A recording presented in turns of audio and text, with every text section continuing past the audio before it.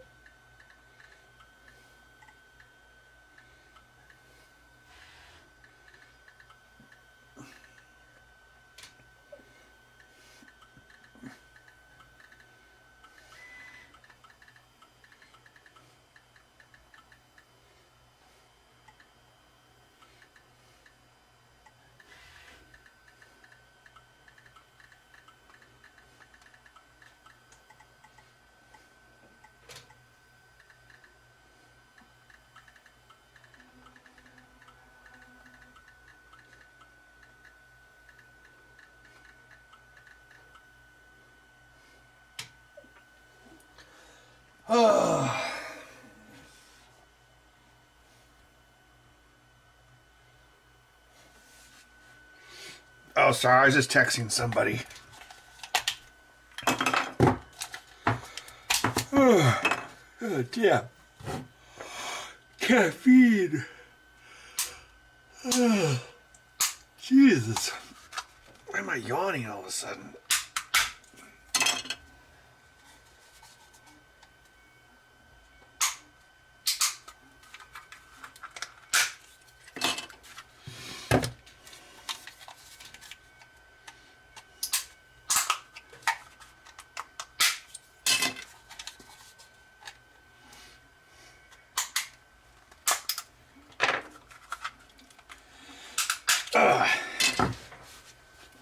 So I just found out the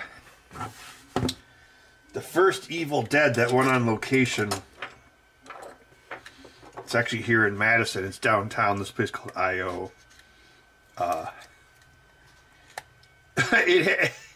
The bar manager actually called in with the first error report.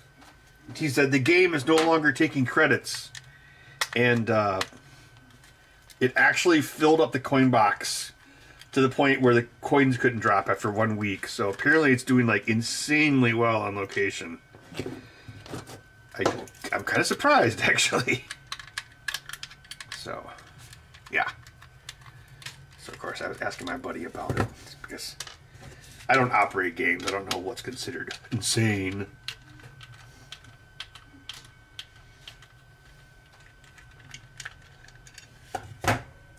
Hair on your phone. Oh, look at all the hairs on your phone. They're everywhere. Oh, man.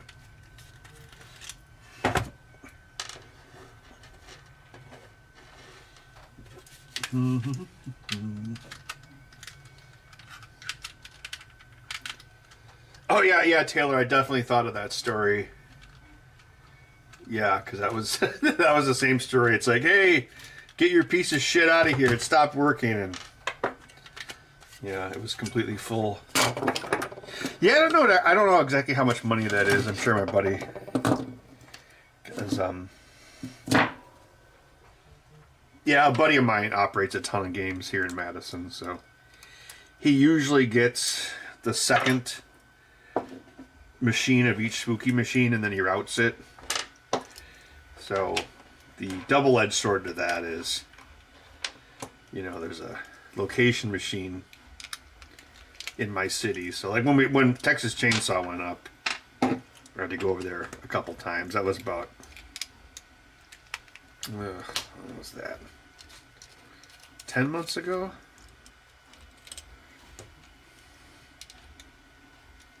Yeah, actually the first public showing, or first convention with the Evil Dead game is this weekend. It's called Pinball at the Beach in Florida. Hopefully it's not covered with snow. Yeah, so I was gonna start adding more modes this week, but I'm probably gonna actually just play test and tweak instead, just to make sure it's good for that show, because it's the first public show. I suppose we need the soldering iron.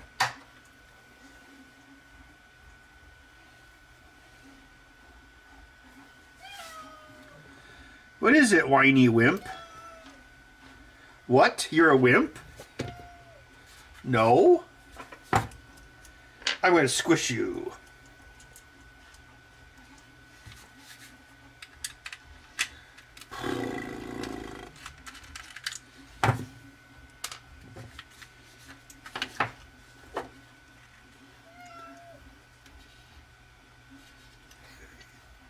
And all the humor in that game is not even remotely politically incorrect, because I wrote quite a bit of it.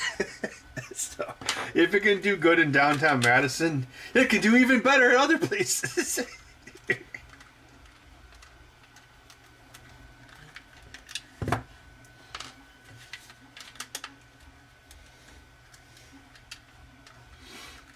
What are you doing under there, bud? No one can see you. You're the star of the show. These screws aren't bits of food. If I drop one, you don't want to eat it.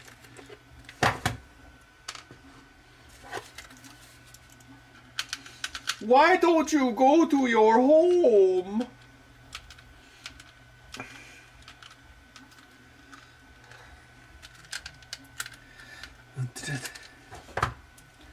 Yeah. Amazon has white controllers in stock again. I was so pleased. I ordered 2 more today. We want you to buy your next 10 cars from us. 10 cars?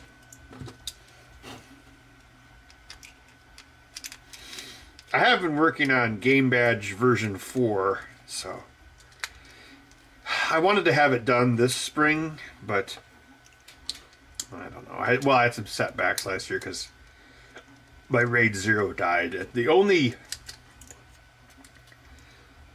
All my work stuff is like backed up and GitHubbed and everything, so the only thing that I really lost was the drivers I was writing for Game Badge 4. Then it turns out I had emailed them to Ken from What's Ken's Making to take a look at. So I think it was just like a couple days ago. He's like, wait a minute. I think you sent me those files last year. And I was like, oh, Eureka! These are the lost files. Which means I recovered almost everything that was on. Well, I mean, everything else was backed up. But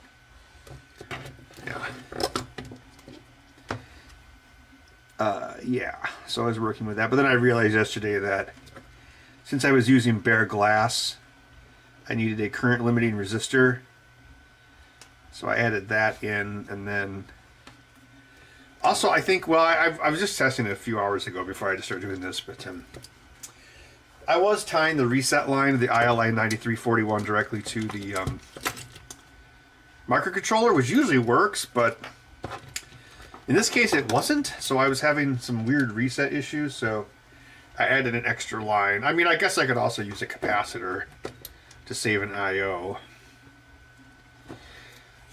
Well, I don't know. One I.O. is not a big deal. I'm going to try to do a bunch of multiplexing with that project anyway, so it should be alright. Every little thing is going to be alright. Okay, so these are 2 righties again. These drivers belong in a museum. Port Washington is not online? The links are dead. Oh, you know what? I probably removed... Yeah, I redid my whole website in like 2018. I moved it to DigitalOcean. And I did it all through the command line. And I've since forgotten how I did all that. But I want to say that's when I did that server migration, that's when I did not re-upload all the movies. I guess I could. I don't know, websites almost seem like perfunctory at this point. It's like really, the only reason I have that website is so people can order these controllers. I mean, all the old stuff is on there. Like, you can actually go read the old forums and stuff. That site, man, that site was 21 years old this spring. Jesus Christ. Every little thing is gonna be alright.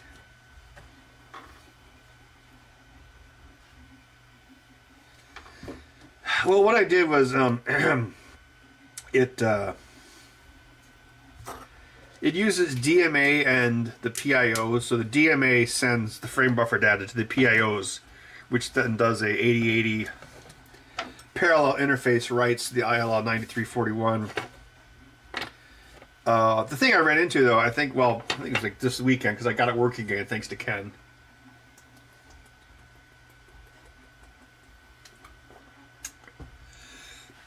Was,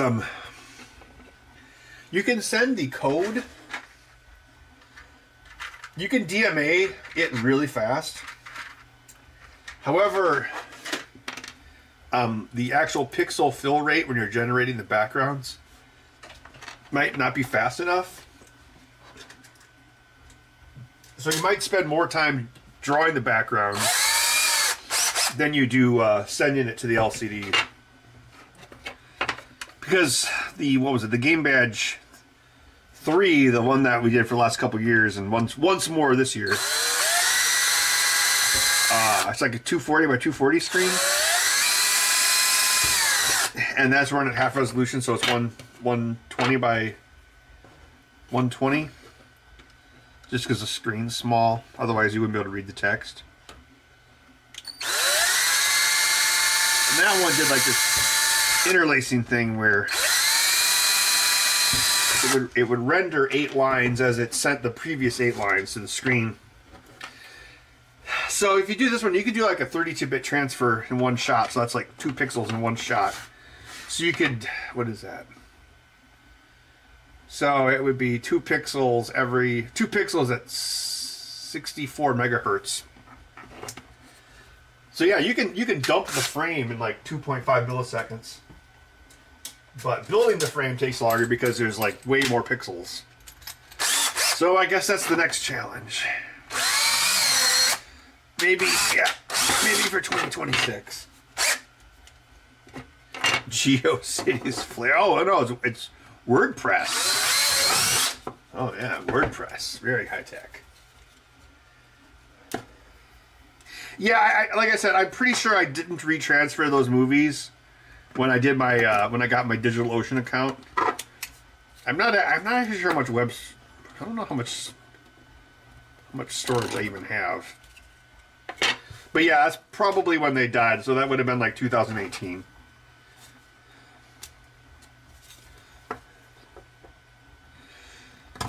I probably need to revamp my site one of these years.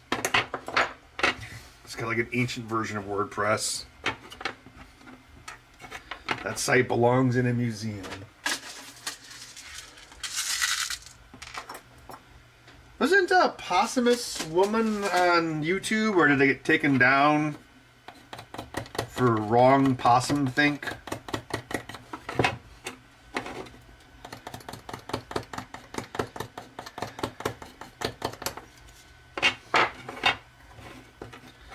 Every little thing is gonna be alright.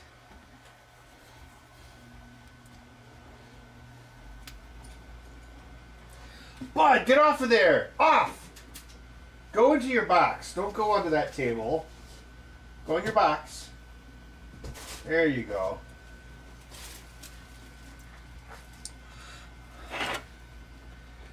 Stay off of my 8mm table.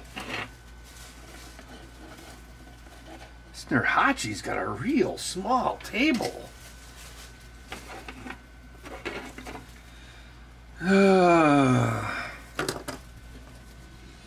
Anyway, I hope pinball at the beach goes well. Ah, man, are they going to drive those games all the way to Florida? That's a long drive.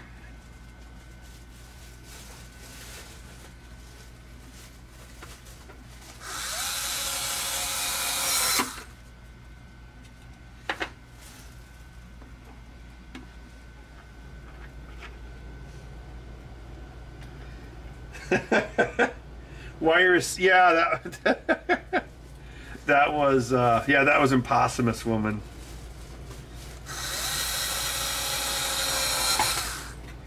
Yeah, I kind of just at a certain point I just like said, you know what, I'm just gonna make these movies really stupid because I mean, who cares?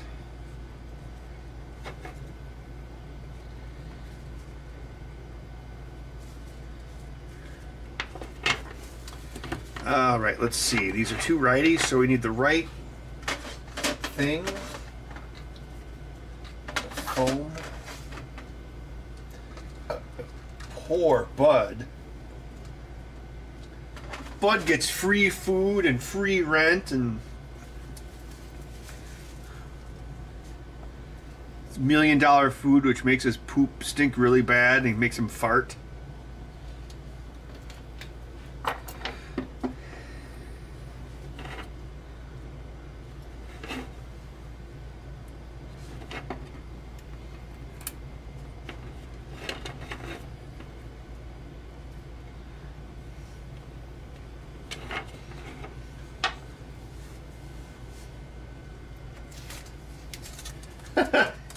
I didn't think the AVGN movie was that bad. I thought it was okay, but I am biased because I've made indie films before.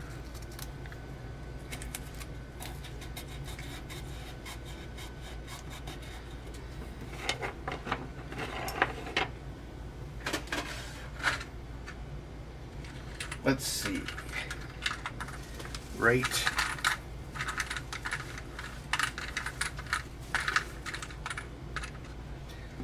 I mean, he's wasted so much money because he thought he had to film in Los Angeles for some dumb reason. Like, Hollywood doesn't even make movies in Los Angeles anymore. I don't know.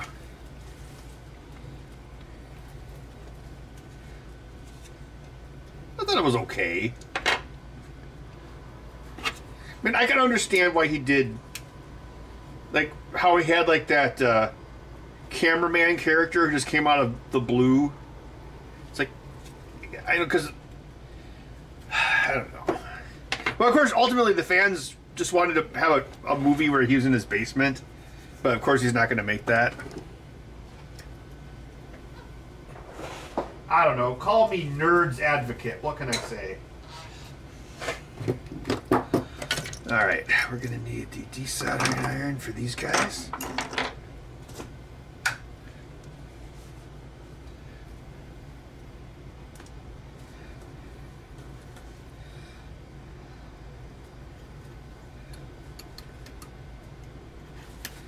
Well, I mean, that's the problem you have when you do that stuff is, I don't know. Like, it's like ultimately no one's probably going to take it seriously anyway, so what's the point? Like, I mean, his movie is pretty farcical, but...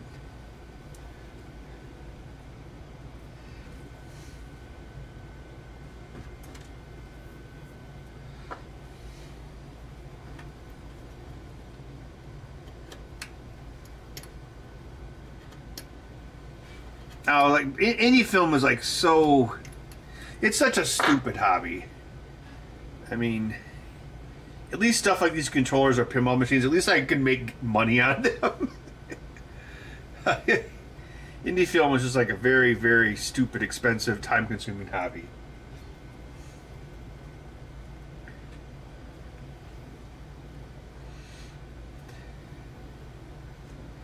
Well, the other thing you got to remember is everyone on YouTube wants to work in Hollywood.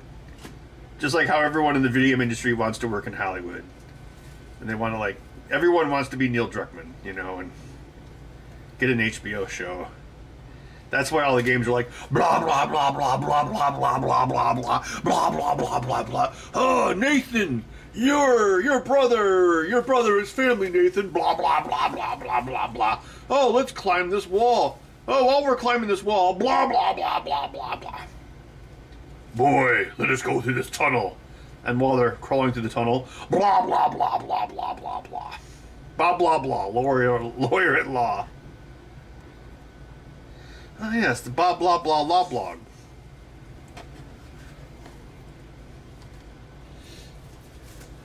I think I sold DVDs, I can't remember.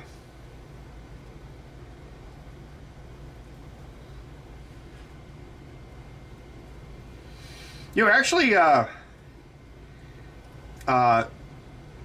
making independent film is how I got into working as a graphic artist.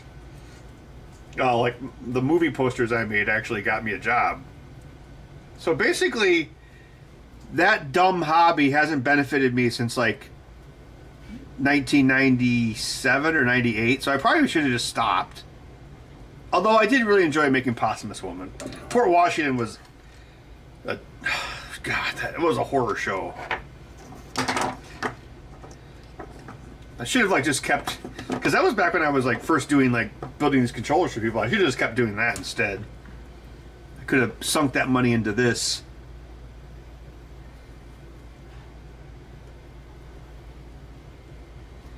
Every little thing is gonna be alright.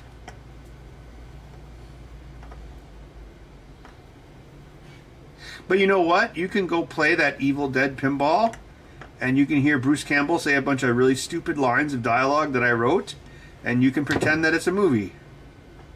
'Cause I think we had like 160 pages, so that's like 1.3 movies.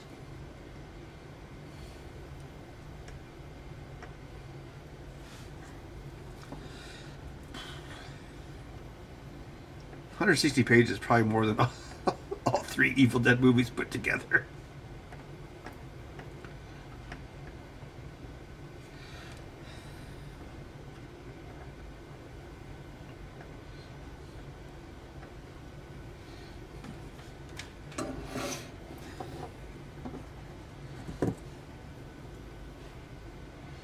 An uncanny ability to carbon date plastic.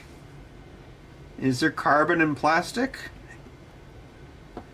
I mean, I guess technically it's organic, right?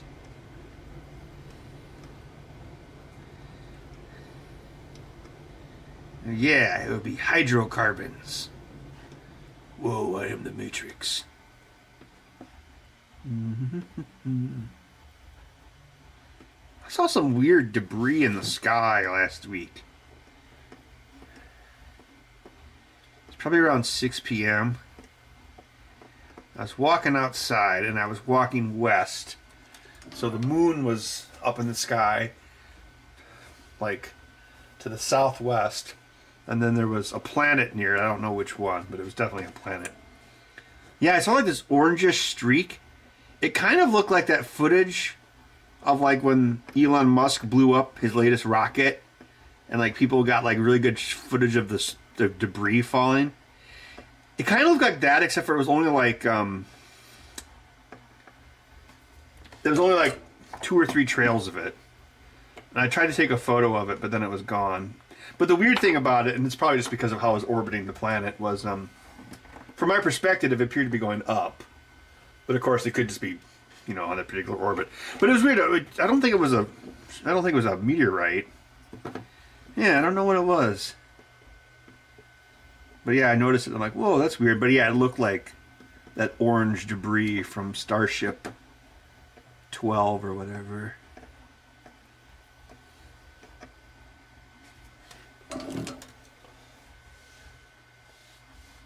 Yeah, it probably was Venus, because that would be the brightest planet from our naked eyes. It's a lot bigger than Mars. Alright, desoldering iron. Whoa, I know Kung Fu. I think I should probably get a new tip for this one of these years. Civil War rod in there. Don't hurt my mules. Oh yeah, you'll like it. There we go. I loaded my black powder.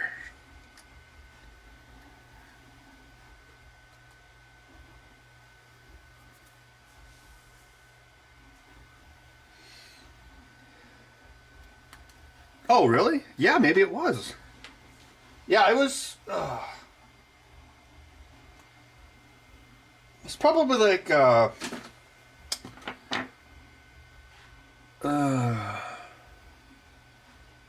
it's probably like last week, like either Tuesday or Wednesday, maybe.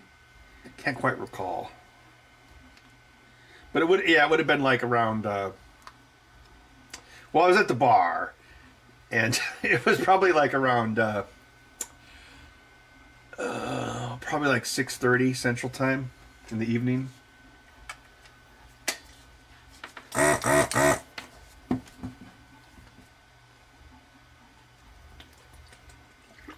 know, Spooky Pinball has Starlink. I don't know why. I can't believe they don't have... Well, actually, no. I don't think that industrial park has cable.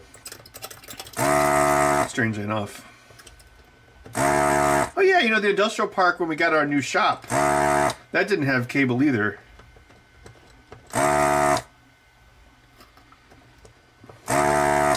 And Charter came in. Yeah, that's true. Yeah, we didn't have cable there. Charter came in and they're like, oh, well, if you want cable, we're going to install a $5,000 repeater box at the curb or something. But then other tenants saw that Charter was around. And so Charter basically, they installed the box, they just did it. And then everybody signed up for Charter, so it was a win-win for them. They're definitely one of the least evil cable companies. They were like giving people free internet when everything was locked down so the kids, the lower income kids could have home internet.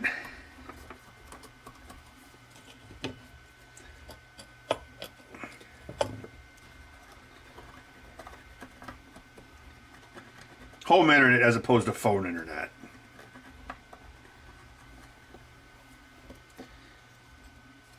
Alright. Yeah, these vias... Well, actually not the vias. The annular rings around the vias are smaller than they used to be. But these... So you gotta be a little bit more careful so you don't pull up the annular rings. Oh, I wonder if that was it. Gareth, was there a time of destruction for that?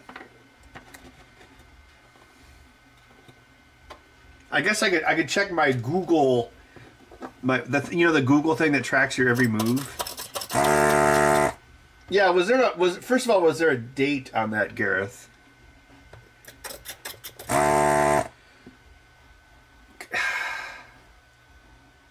Wait, I haven't. Yeah, I tried to take a photo on my phone. Let's see. So that would give me the date. Let's see.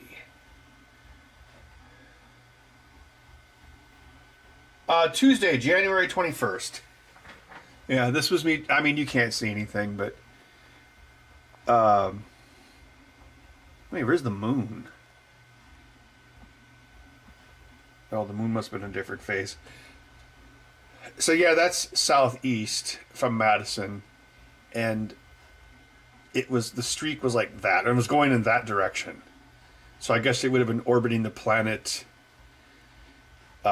west to east. Because it looked like it was going upwards, but it was just a trick.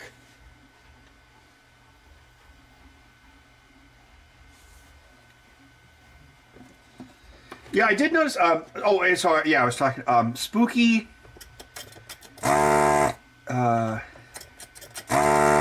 yeah, so their industrial park doesn't have cable, so they got a Starlink. And one thing I've noticed, and it's probably because of like the ping times. So like, actually this laptop right here, the Spooky laptop. So I'll take it there and I'll be coding, right, in Visual Studio.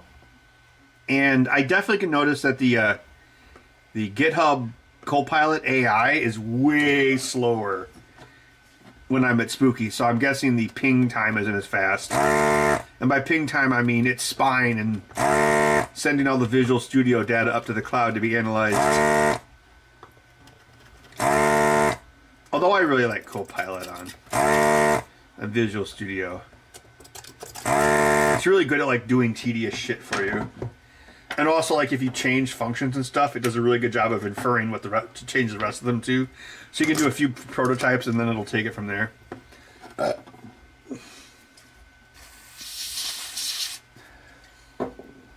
that Copilot built into Windows, I've asked that a few questions. That thing is dumb. Oh, and now Copilot 365, because obviously you need AI in your Excel document. They try to put AI in my Windows 11 on one computer, and they're trying to AI suggestions in Notepad. It's like, I don't want to live in this world anymore.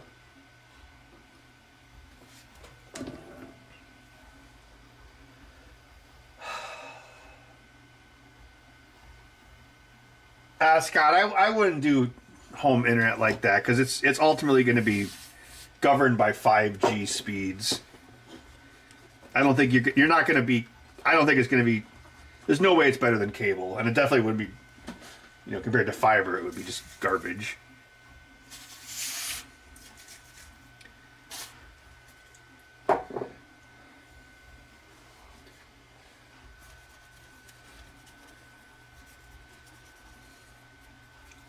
Starlink is kind of expensive, though. I mean, it's. Yeah, what do I think I pay $80 here for Charter. Which is, that's just internet, of course. And that's the most basic bitch plan, although it's plenty fast enough for me because I live by myself. I think it's like, it's 300 or 500, it's like 300 to 600 megabits a second, I'm not sure which. But they usually increase this, the speed usually doubles like every 2 to 3 years, and then the price doesn't change. And if your old modem is no longer fast enough for the new speed, they'll just give you a new modem. So I don't know, there could be worse companies.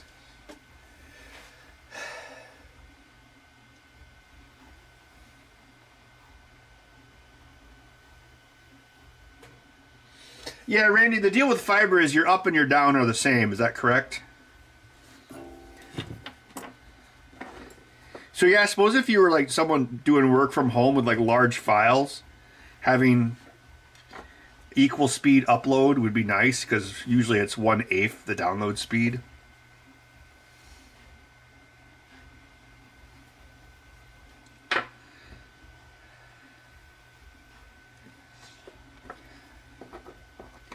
I thought about that back when everything was locked down and I was playing like Call of Duty Warzone with my buddy. And you know, there'd be these updates for Warzone, and it would be, you know, 40 gigabytes or something. And I was thinking, like, man, like, how do they do all this remote development? Like, I guess they do, like, version control and stuff, but, like, man, that's a lot of data. I mean, I guess you were just checking the deltas, but still. I do that almost every day, like around 5 p.m., whatever code I've done for the day, I'll put up on OneDrive, but I'll also sync it to GitHub. Well, let's see. We need the analog adapters. 1010 fiber? Wow, that sounds pretty badass. Oh, 10 gigabits? Wow. Damn. I don't even know what I would do with that fast of internet. What would you do with it, bud? Start an OnlyFans?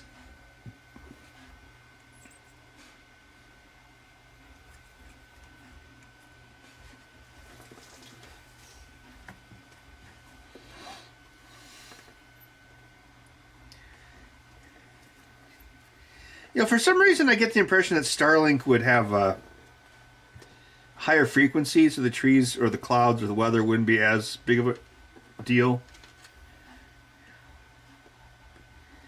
That reminds me, one of these years I gotta pull that stupid Dish Network dish off my back porch roof. It's just pointless. Well, as I get older, I don't really want to climb around on roofs all the time for some reason.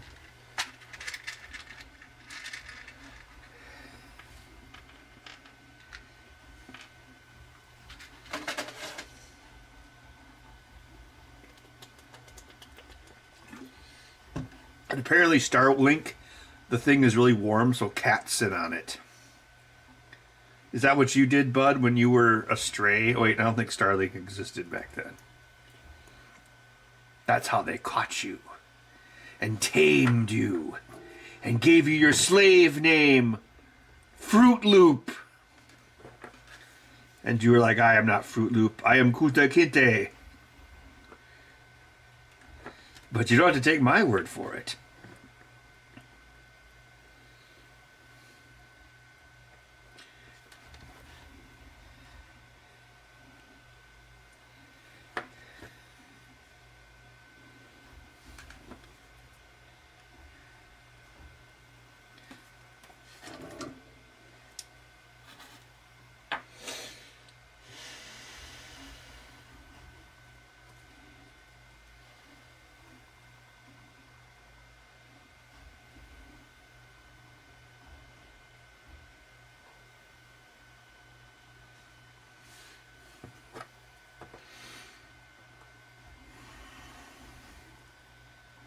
If you have a storm that bad, you might lose your cable too. We had a bad storm here. Yeah, actually, I remember it was the second time I got COVID. It was the same day, and yeah, internet was knocked out for like a day. And my niece was staying with me, so she got extra bored.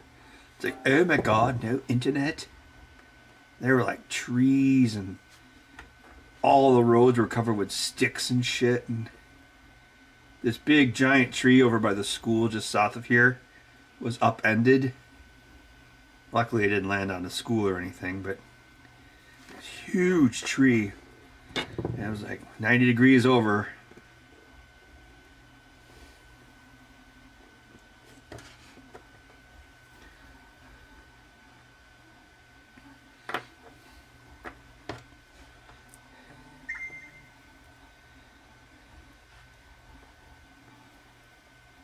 That was 2022.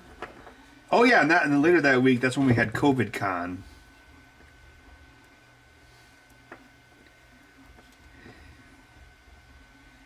Yeah, because I thought I had a really bad.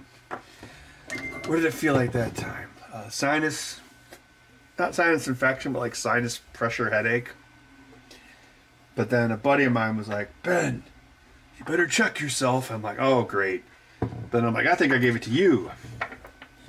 So that was, yeah, that's when I had to miss Murph 2022, because I was like, well, obviously I'm not gonna go there knowingly having COVID.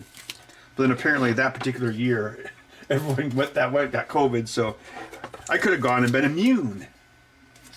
So me and the buddy I had infected, we had COVID Con. This was like 5 days after that storm. And COVID Con was basically that we hung out in my garage and got drunk. But no uninfected people allowed.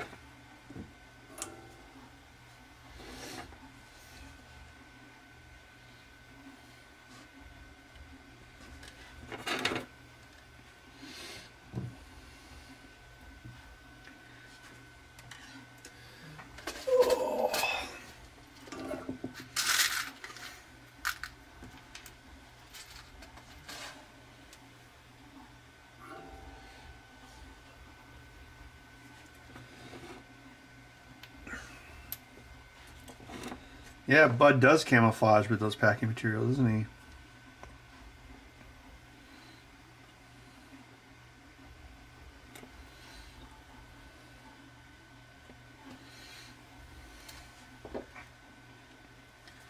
Why did I only grab 2 of these switches? I'm an idiot.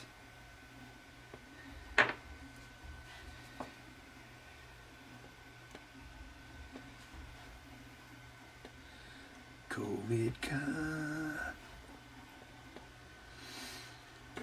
And I haven't been to Murph in a couple years. It was fun the year that I took my flat iron grill, and then we had a cookout. Although I set it up on the wrong side of the building, so I got ginger scorched. Then another guy did jambalaya. That was pretty good too.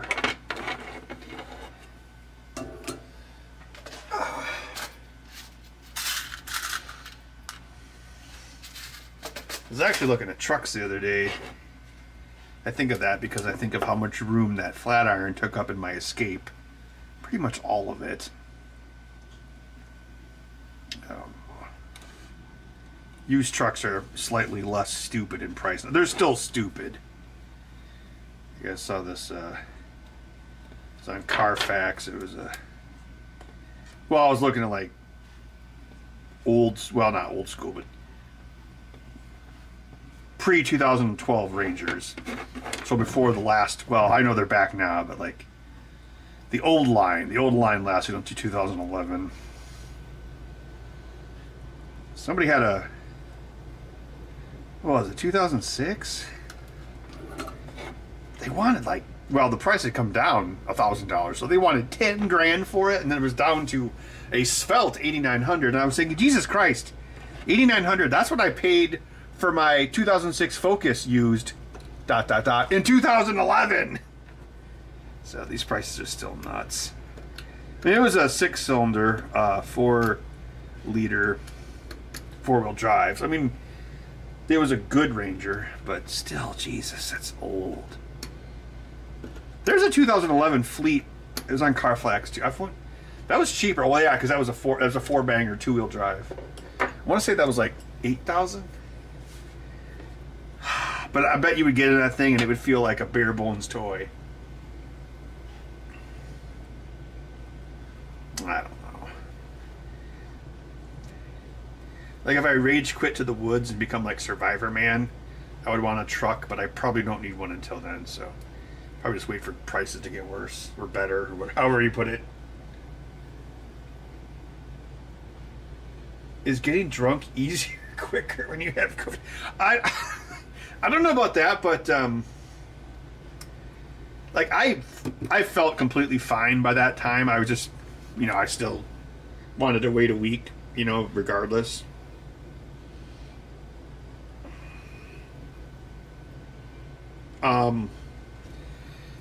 The beer tasted different. I mean, yeah, I do remember that. Like I think we had like Warp Speed and High Life. And Warp Speed, which is usually it's a very strong Scotch ale. That definitely tasted different when I had COVID. It tasted like worse. It tasted like really bland.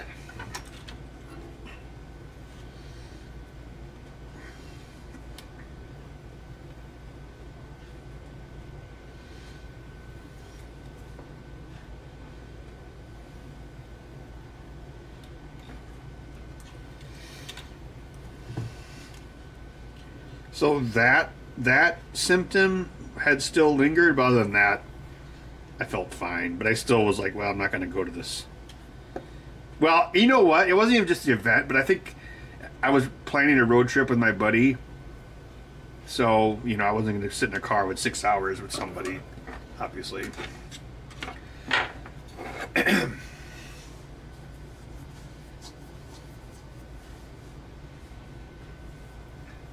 Scott, a buddy of mine told me that the 3 liters were like notorious. He said to stay away from them, just do like a 2 or a 4.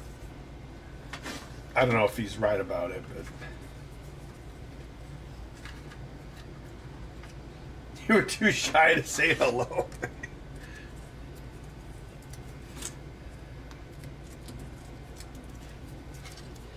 I don't bite hard.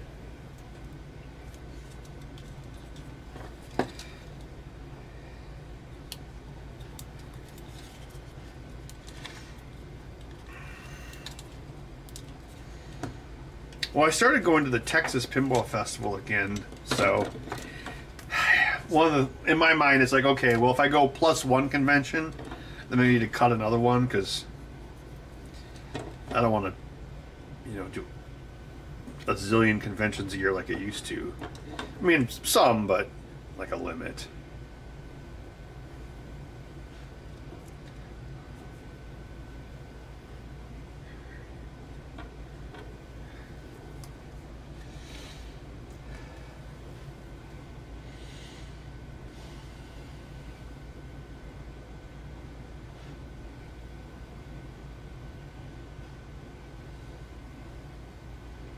Yeah, that was the thing, Scott. Like all the 6 cylinders were like best case 18 mpg highway. You have a question about Xbox? Okay, what is it?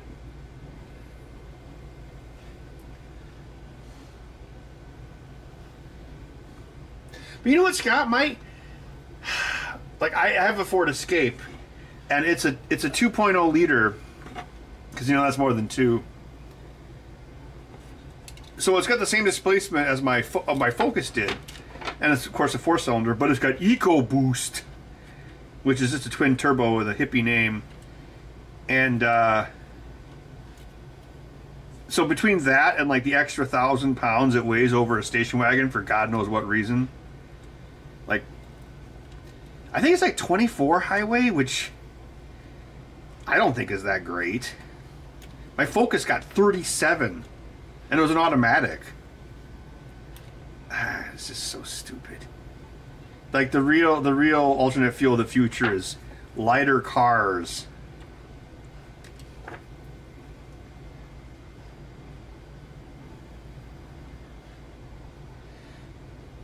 USB-C connector on it has failed.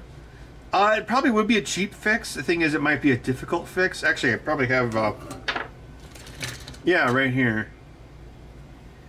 Is it through hole? The hard part would be replacing it without damaging anything. Although I believe it just uses power and then like one differential signal, so it's not using all of the signals that USB-C has. If you stick around probably like another half hour or so, I'll remove this part and we can take a look at the other side. I wouldn't try it personally.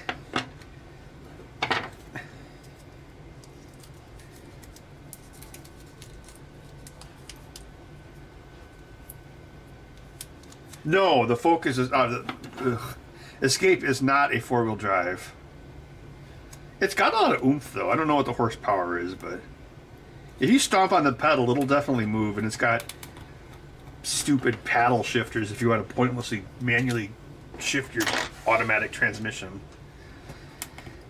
There we go.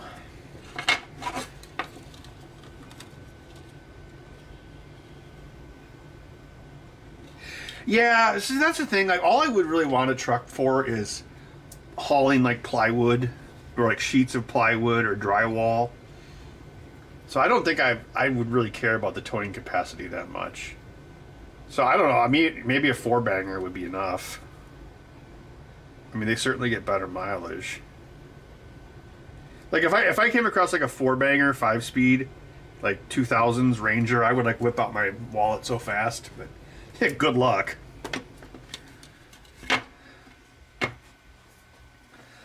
All right, let's do the D-pads next. Let's do the time warp again. Pretend it looks like it. Yep. All right.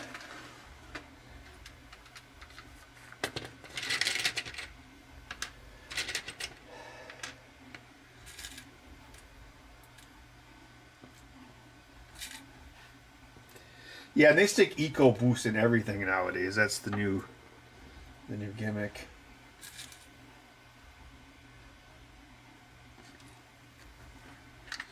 Really? Similar mileage to a 3.5 liter? Holy shit.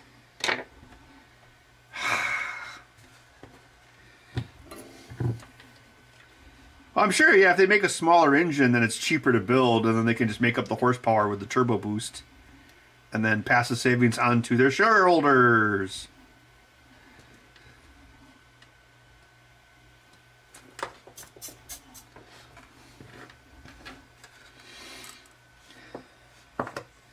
I don't know, I like my, well, aside from some of the stupid design flaws, I like the Escape. But I mean, it's a nice car to drive.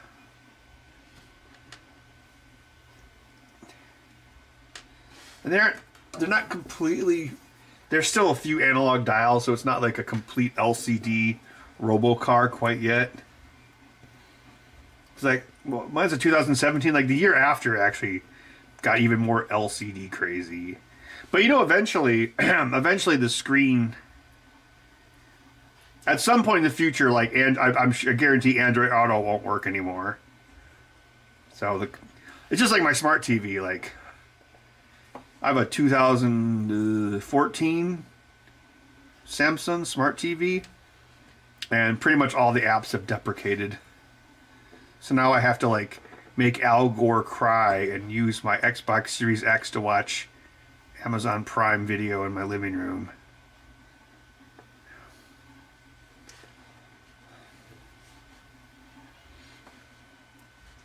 But TV's still good to go though. No whackers. It's the last of the V8 interceptors. It's a 4K with analog inputs. So I can watch 4K Blu-rays and have a direct connection to my Laserdisc player.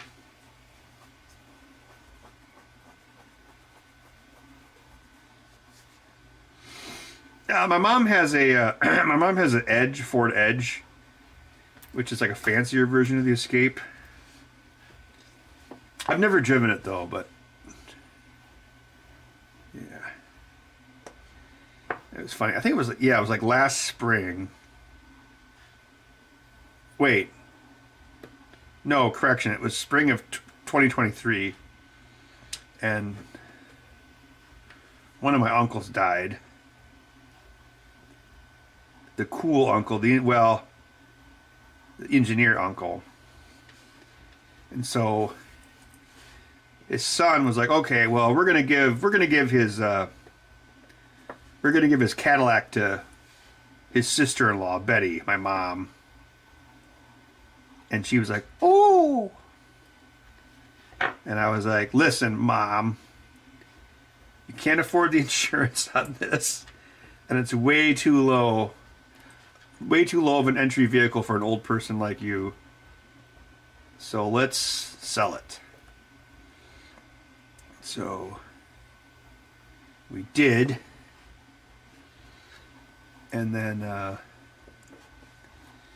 she's like, "Oh, I'm gonna go used car shopping," and this was like early 2023. So of course she's like, "Oh my, used cars have gotten very expensive. Oh no." I was like, "Yes, they have." But anyway, she got a Ford Edge.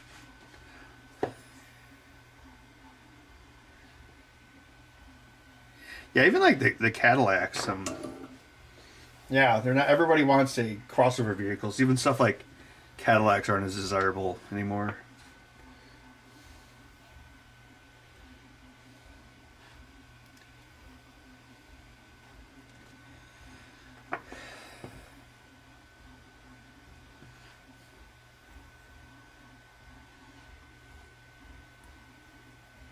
My uncle had been in hospice for like almost a year. Those places like to kind of keep you hostage and take all your money. Because he had a foot amputated because of diabetes. And somehow they managed to keep him in hospice for a long, long time. So I had to like put a battery in his. I had to put a battery in the Cadillac. Because the battery had died sitting in his condo's basement while he was in hospice. Yeah, but I had to do that because otherwise the... well, obviously to make sure that it started and everything, but then also like that automatic suspension thing or whatever, like where you can change the height of the rear wheels, so... all the air had obviously seeped out of that, so we had to make sure that still worked. But yeah, it worked in the end. We just sold it to a dealer. I didn't want to. Actually, sold it to the same dealer he bought it from because I didn't want to F around with it. I mean, it's free money. Who cares? Like, oh, it's like, as long as Mom can get a new used car, that's all we care about.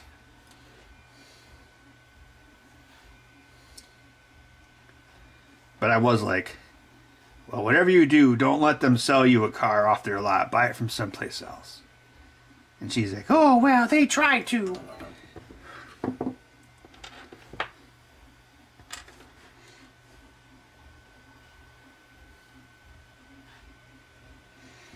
Yeah, I think it was just on the rear wheels, but yeah, the so like the air had seeped out, so it was like it looked like a lowrider, at least in the back. Yeah, it's a pretty fancy car.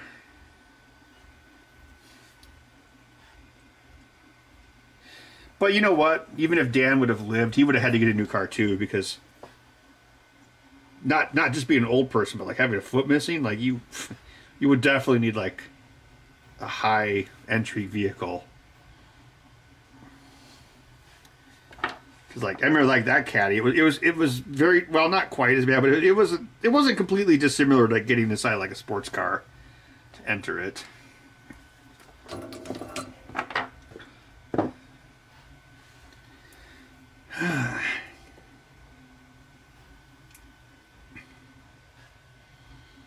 I should go visit my cousin, his son. They live in New Orleans, which is the only major U.S. city I've never been to. You know, go get some bourbon on the Bourbon Street. Apparently there's a bar in New Orleans called the Sea Cave, and they have Neo Turf Master tournaments.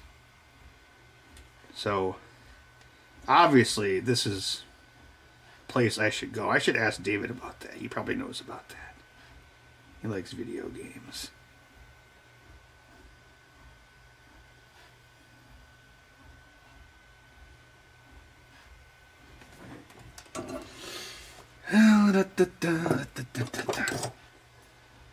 I am in Central Time Zone, US.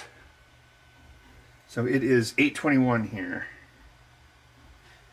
Well, this is good enough for hand grenades. Oh, no, I missed one. Hand grenades and government work.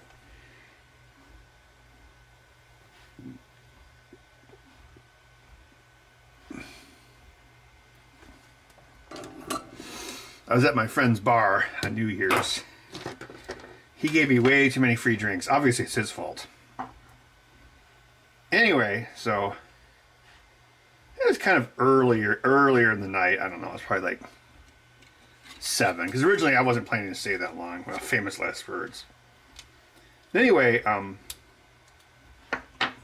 while back, I loaned Brad my copy of Neo Turf Masters. Like, I have a real cartridge of it for Neo Geo MVS. And he has an MVS, so he put it in his bar. I think he has my Metal Slug too. So anyway, there's this couple there, and they were all geeking out, and they're like, oh my god, it's a real Neo Turf Masters. And I'm like, you like that Neo Turf Masters, huh? Yeah, that's my Neo Turf Masters. And so anyway, it turns out this couple was from New Orleans, and they told me about the Sea Cave. And they're like, well, they just used the Switch emulated version. And then they were talking about how the real version was like different. So that was pretty interesting. There's a SpaceX employee there that night too. This young kid. His whole family was there, so I was talking like him and his dad. The dad, I think the dad knew who I was. And so he was saying, hey, are you? And I'm like, yeah. And then I said, yeah, now I program pinball machines. And I was like, it's not very impressive. It's not like I work at SpaceX or something. He's like, oh, my son works at SpaceX. And I'm like, oh. His son comes over. But yeah, it's kind of funny. They were a nice family. I think they were from Minnesota? Yeah, so for whatever reason, there's a lot of people that were traveling to the bar that night from different parts of the country.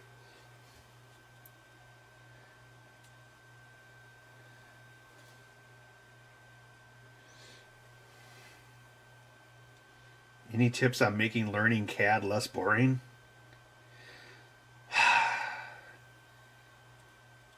Have something that you want to build with it. Like, oh, I want to build the ultimate garden rake or the super lawnmower.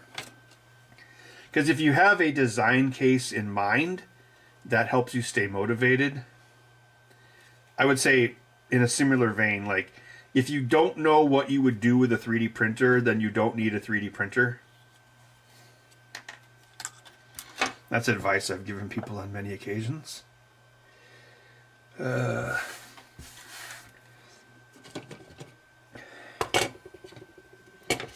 right, let's do these guys next. There's this guy who always goes to the bar. He's like a PA, physician's assistant. He's always complaining about the emergency room. He's told some very gross stories. Anyway, he got his son is 8, I think. He got his son a what's that? Simpler Bamboo Labs, where it's kind of got an open frame. It's like the A1 or something like that. I think he got it for like $300 with a 4 material changer. Some sort of like holiday sale, and it's kind of crazy now. His son is like a 3D printing fiend. And this other guy that always goes there, who's from Puerto Rico, and gave me a very interesting history lesson about cockfighting in Puerto Rico one time. Crazy shit. I think he's going to teach Paul's son how to do design stuff, because right now he's just printing out existing things. But yeah, he'll probably move up pretty quickly. I wonder if Allison's gotten one for her son yet. Like, her son loves one of her sons loves building stuff. I shall have to ask her. Yeah, A1. Yeah, I think it was Black Friday deal. Yeah, I think it was like $300.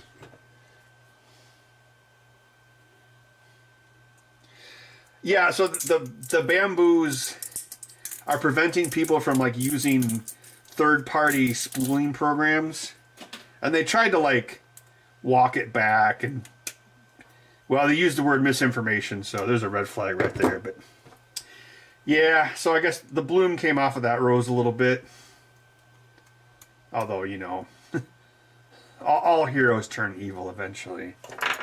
It's like everyone's like, wow, DaVinci Resolve is so cool, and 10 years from now, oh, DaVinci Resolve sucks.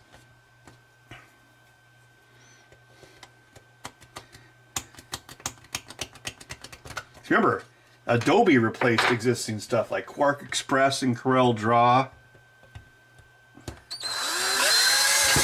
Photoshop didn't replace anything. Oh, don't need that on anymore.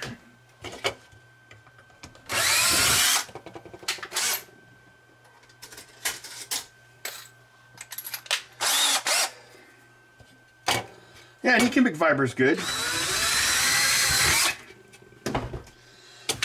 I've been thinking about, well, I've been using the Creality Ender 3 V3 CE, whatever the hell it's called. Actually, it just finished a print just now. But one thing I want to do, it's on my to-do list, is I have a 2016 MakerGear M2 Rev E. It's a very solid printer. It's like the most, it's, you know, very well built. But it's got a primitive brain. It's got a ramps board in it. So I tried putting Clipper on it, but Clipper is like Linux for 3D printers. It didn't really make a big... I mean, it was faster, but it didn't really make a quality difference. So I reverted it back to its previous state, because I dumped the original Flash before I Clippered it. But I was thinking, like, I've got like it... God. I've got like it... How many... Well, hold on. Let's see. So I got this. That's for a Voron, if I ever get around to making it. Then I got... What do I got here? I got... Whatever this is. SKR 1.3. And then I got an SKR 3.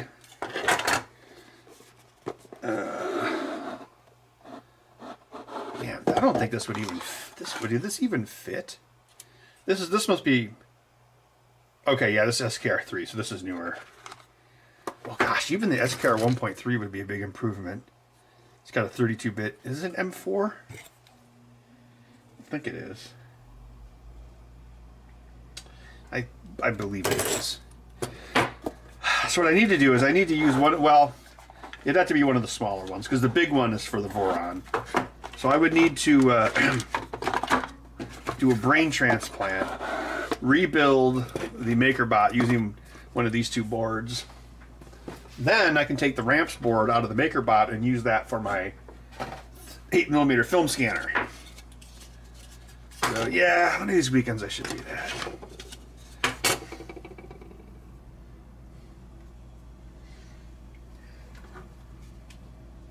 Oh yeah, Quark was the that was the de facto. Well, you know this. It was the de facto desktop publishing application back in the 1990s.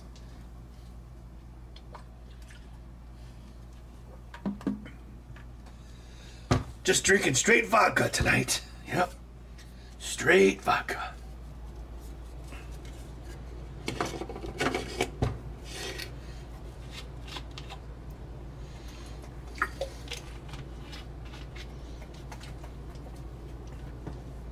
Printer mainboard, huh? That is a weird or bizarre find. 1, 2. Let's go with red.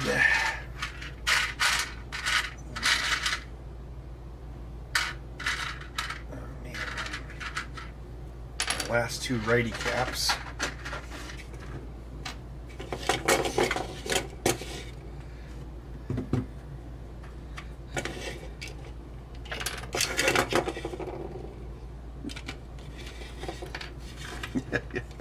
Well, yes, he was the bartender.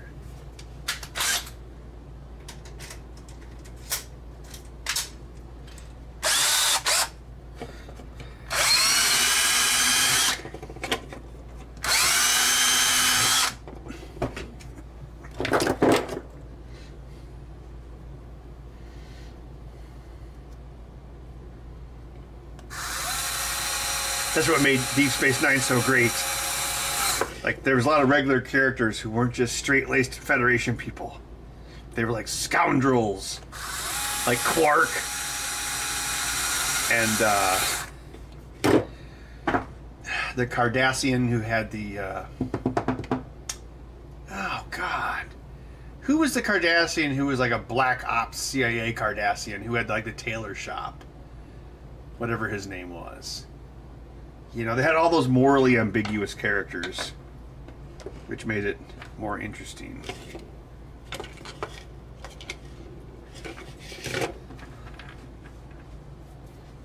Even though I think in the end, Odo and Quark truly loved each other.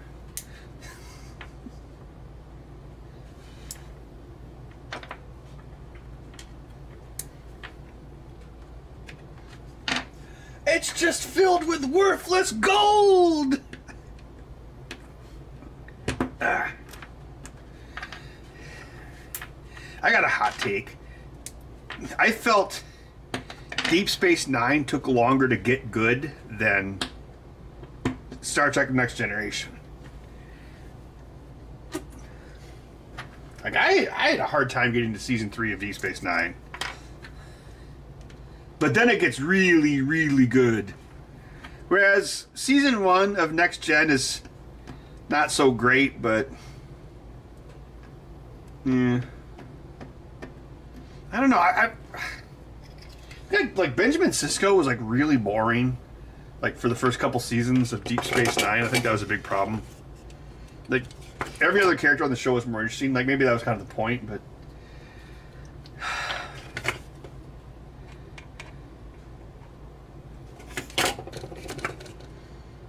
like the first season of like Next Gen, there's a lot of like Tasha Yar navel gazing, like literal navel gazing at some points. But I mean, it was kind of cheesy, but I don't know.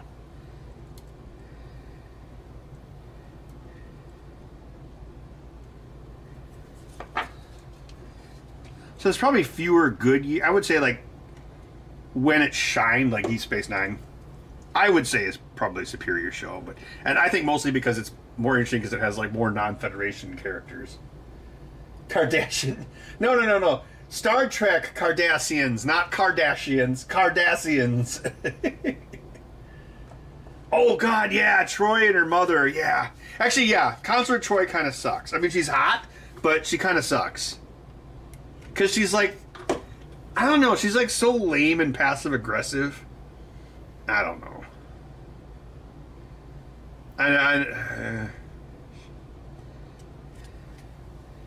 Oh yeah, wasn't she like dressed like an intergalactic cheerleader in the first season? Or like everyone had like weird skirts, wasn't it? I don't know. Bud and I rewatched that like when was that? Yeah, 2020. Yeah, but it's already fleeting from memory.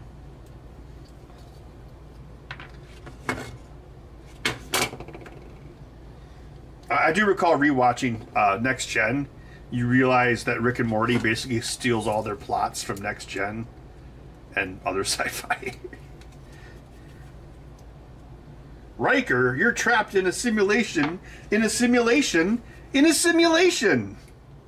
Are you still in the simulation? You're not.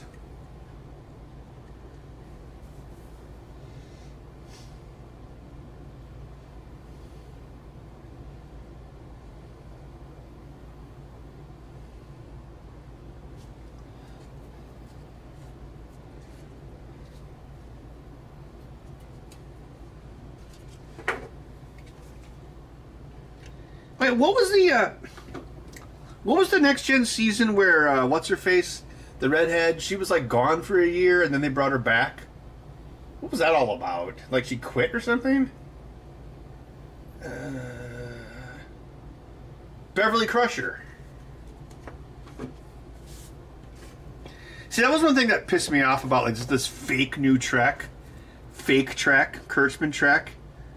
It's like, oh, my best friend, Data. It's like, no, your best friend was Beverly Crusher.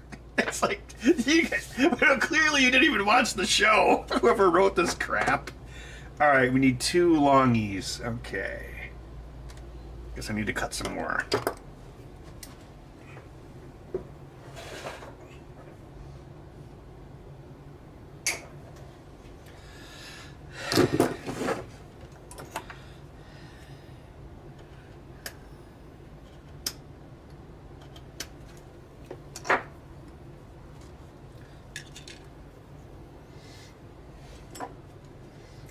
Little House on the Prairie? Why? What aren't they rebooting? Oh, they probably think Little House on the Prairie will be like the kid-friendly version of Yellowstone. That's probably what they think. You know what's weird? Like, you don't hear about Paramount Plus that much. It kind of seems like a joke, but they actually have, aside from Netflix, they have all the top-rated streaming shows. It's probably just because of all those Yellowstone shows, but it's kind of weird. Like, they do, like they have much better ratings than Disney Plus, for instance, or Amazon Prime Video. Paramount Plus, of all things. Little Home on the Prairie, Yellowstone, 1923.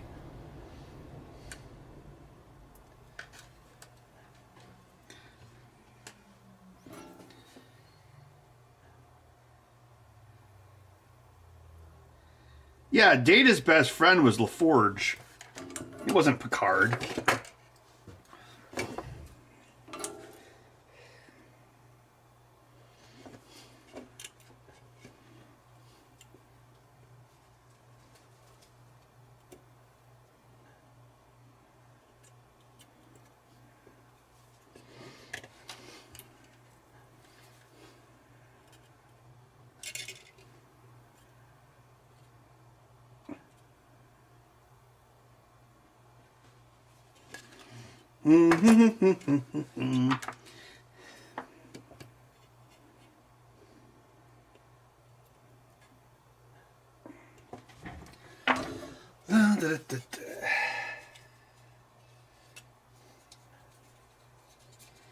Oh yeah, isn't Landman like a knockoff or a Paramount knockoff of Yellowstone? What is that show even about? Is it like it's like cattle ranchers, right? And they fight. So it's basically Dallas, I assume, but they turn oil into cows.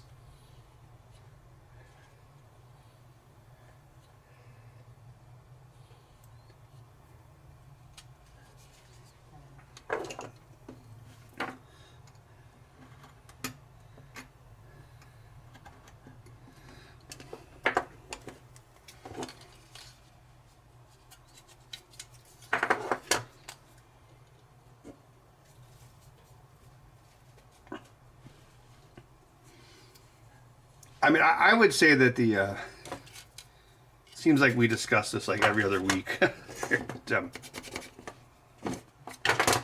If you look at the TNG movies, Picard wasn't Picard in those movies. He was like bald action hero man. It's a completely different character.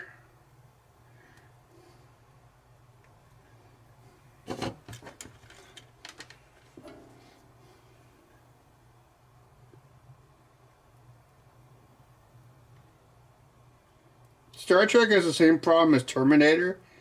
They have to stop remaking the second movie.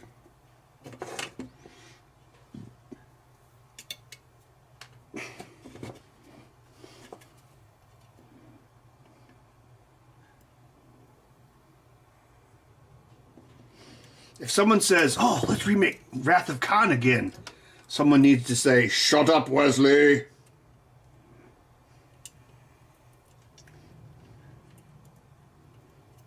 What was the deal at that time when like Beverly Crusher had to fight a ghost?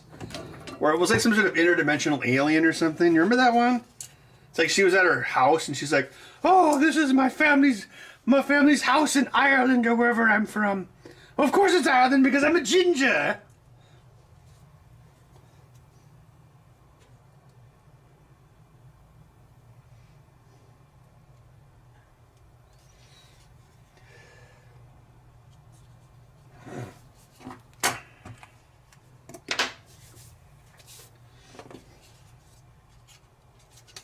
No, John Harris. Yeah, that was so stupid.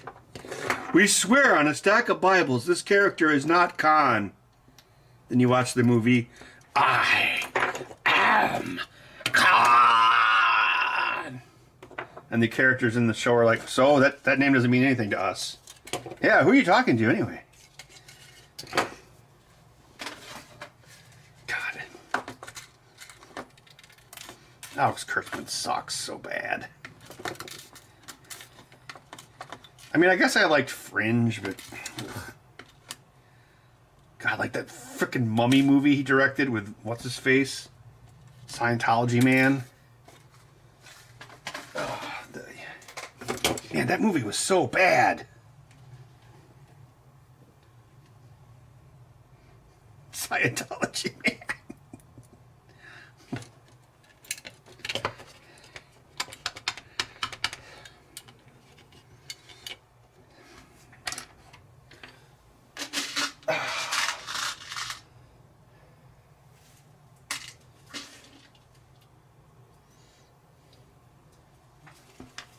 Her name was O Crusher? Really? Oh, I didn't know that. Like Miles O'Brien.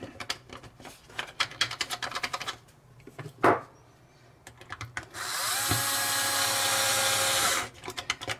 was rewatching all the Die Hards for Christmas time, and what's that actor's name? The O'Brien actor. He's the pilot of the first plane that the terrorists crash.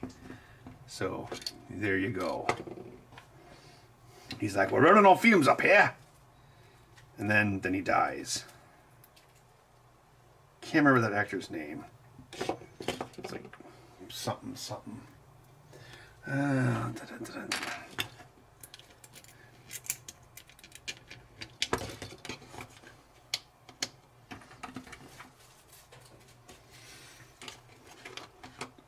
Yeah, you know what? I think I did. Well, I did eventually finish watching Fringe. It took me forever. Thankfully, that was back when everything was on Netflix.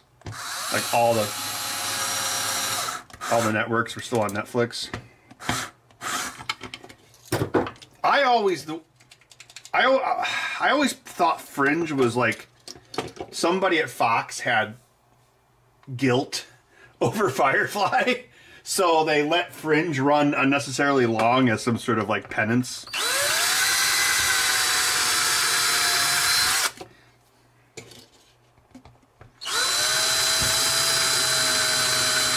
Because it was a pretty decent show when it was just ripping off X-Files. But once I got into the mirror universe crap, it's like, ugh. It just went on endlessly. And it's like, oh, I'm Anna Torv with a wig. I'm a completely different character. Although John Noble is a great actor, so I mean, he's always good no matter what he's doing.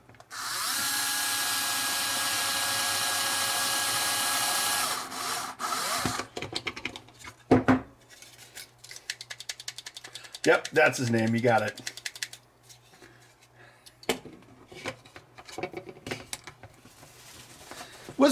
Was Cole Mimi, was he in Next Gen? I think he was, right? Briefly, and then he became like a Deep Space Nine guy.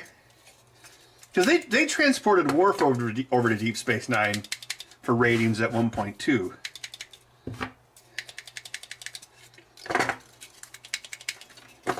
Alright, feels good. Preparation H feels good on a whole.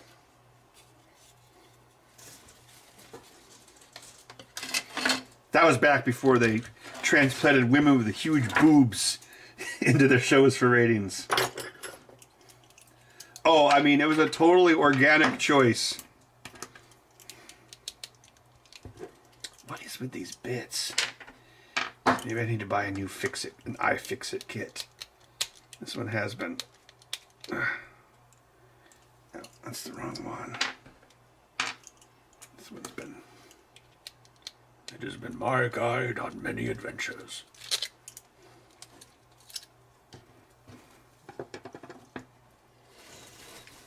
Yeah, that's what we were saying, GST. Like, the first plane that the terrorists caused to crash, he's the pilot. We're just like British Rail, love. We may be late, but we'll get you there on time.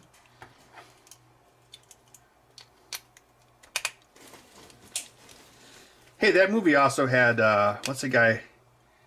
Not Patrick Stewart. It's like the name backwards. The bad guy from Terminator 2. The blonde guy. Patrick Stewart. Whatever that guy. He was in that movie. He was like a random terrorist. And then he gets killed by Bruce Willis. Okay, so this is a righty, so I don't need to remove that sticker.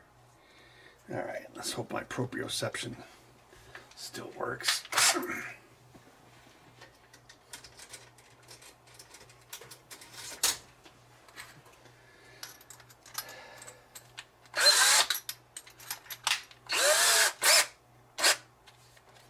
Oh yeah, here's that. I want to say they gave this to me at an after party at a Maker Faire many years ago. So yeah, it's probably like 2012 or 13. Vintage. Remember, if you want to be pedantic, when you say vintage, you have to say what vintage it is. You wouldn't say it's a vintage wine, you'd say it's like a vintage 2012 wine. There. Hashtag word police. Okay. Oh. Robert Patrick, yeah, there you go. He had proprioception on your big. I had proprioception on my bingo card. Yeah, I could feel that coming.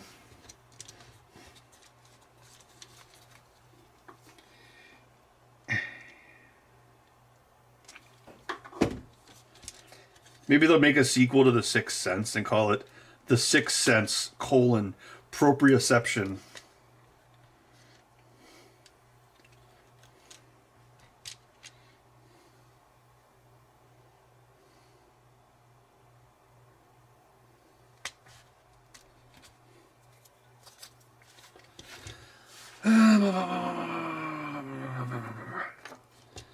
This guy and this guy. Handy slit.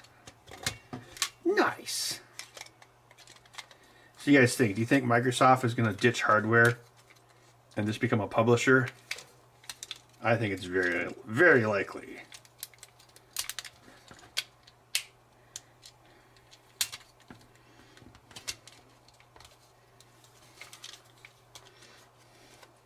Which would be sad because they're like the least douchey company.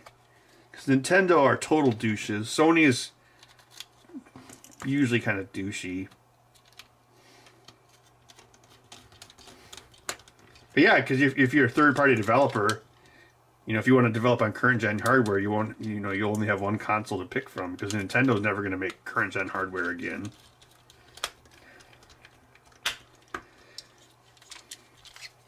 I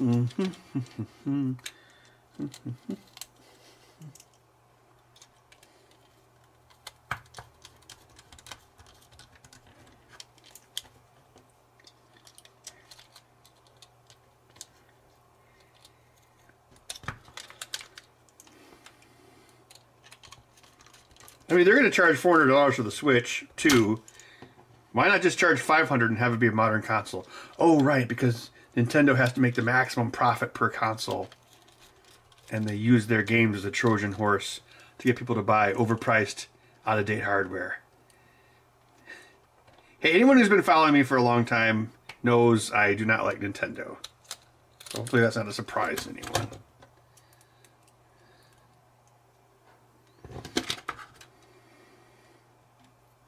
I mean, you're telling me that if Nintendo made a console that could play Mario Kart 58 and Assassin's Creed Valhalla, of course people would buy it. Ah, it's just stupid.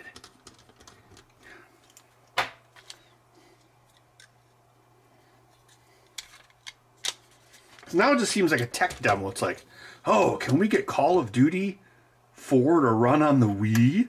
Can we get BioShock Infinite to run on the Switch?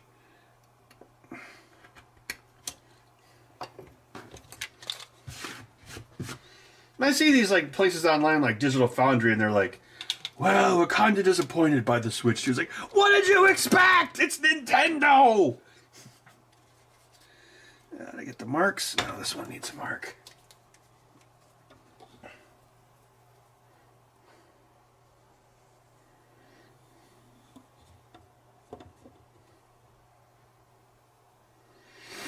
I will say one good thing about the Switch. The Switch is like... the Switch is like their least innovative console since the Super Nintendo. Like, they didn't do anything like really stupid. Like, they didn't like use cartridges and have a weird controller, or have a weird controller and a 3-inch disc, or, well, I guess the Wii paid off, but yeah, it's, you know, it's basically just an upgraded version of the existing console, which they've really only done once before, and that would have been the SNES. It's the SNES, not the SNES. Fight me, bro.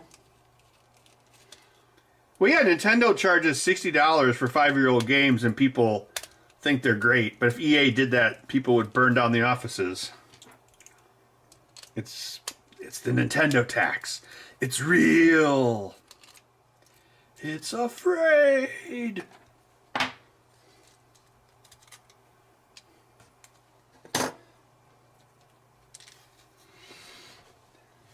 I don't know about warp speed.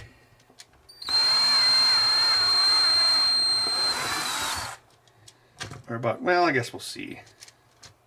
Once we get past the intricate soldering, that's when we'll get a good idea, because I think the one last week we just built one. That one was like pretty fast. It was under 2 hours, if I recall correctly. These are both righties, which are easier to make because you do not have to rewire the face buttons. So that saves you probably like, probably good like 20 minutes.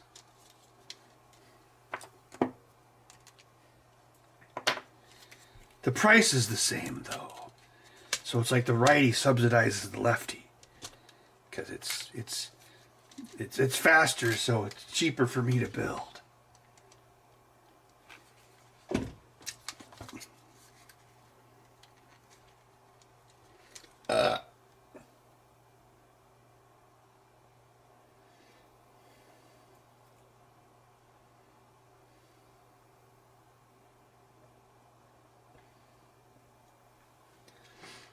Diego Flor, these are controllers that are modified for people that only have the use of one hand.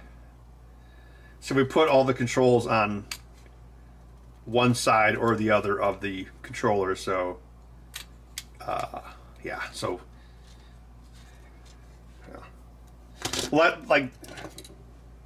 so the left analog trigger gets moved here, so you can do everything with the one hand. Since see, so you got this trigger and that trigger, and this trigger goes there.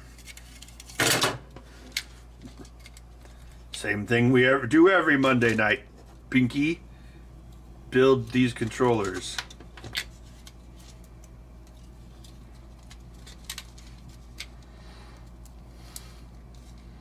Maybe if I get done at a reasonable hour, I can double check my LCD wiring, because I think the problem was I was using the reset lines tied together and it wasted a bunch of my time.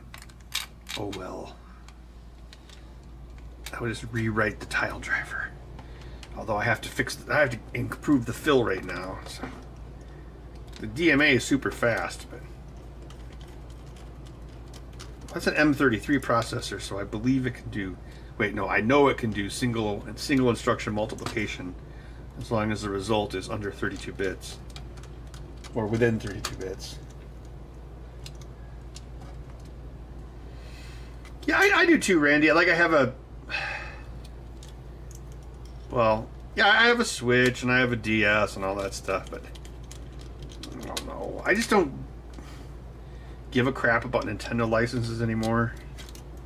Like, I really stopped caring about it. Well, actually, the GoldenEye adapter console. I mean, it's not like I bought that to play Mario 64. Although Mario 64 was a good game.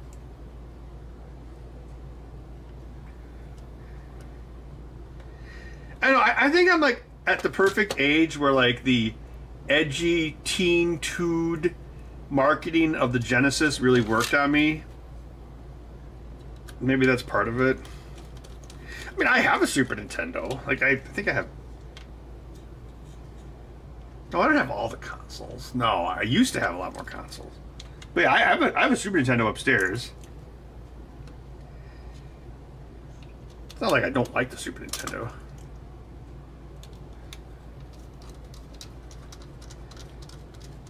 Although I have been paring back my game collection. Anything that is magically worth money, I'm like, oh, I'm going to sell this now while the market's hot. I'm like, oh, Sunset Riders SNES is worth like $90? Cha-ching! It's not like I play it. I don't give a crap. I'm not Metal Jesus Rocks. All right. So, yeah, see, Diego, if you're still here, yeah, see how this stuff has moved to one side. The D-pad goes there. These buttons go over here. Like that goes here. So that's what's up with that.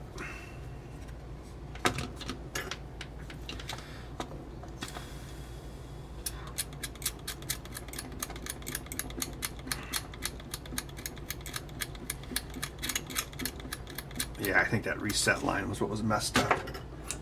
That was a stupid mistake. Although, usually with those LCDs, if you hook up the reset line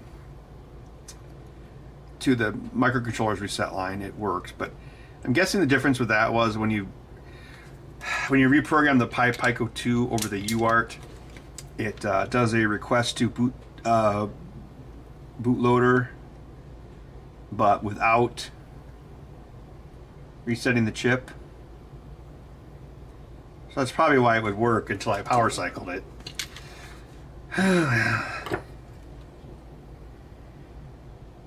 That's what happens when you assume. You make an ass out of you and me.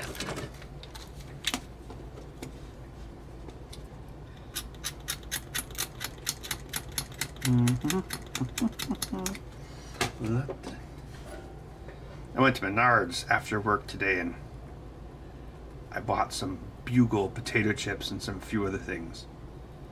So life hack, if you want to get like snacks at a reasonable price, Menards.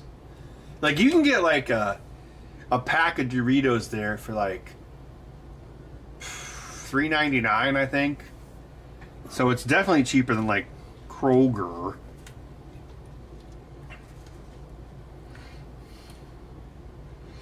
So I got some baked Lays. Those were actually not too expensive either. I want to say it was like it's under $4, which is actually a good price for potato chips these days. Yeah, so I got some Bugles, baked Lays,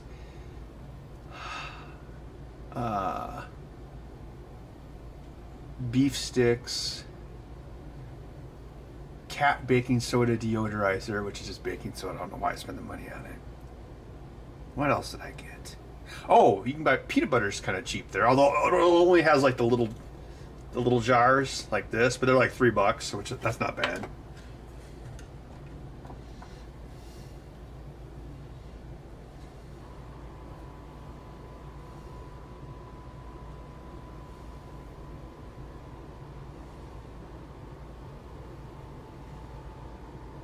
Oh, that's nice of you, Randy.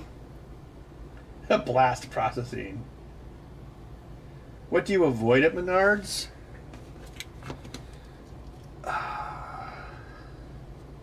Well, the only tool I've ever bought at Menards was it was a Hitachi hammer drill, but I'm sure it's modern, like Chinese Hitachi. Actually, I used it to put up these shelves in this room. You know, like going into like cement.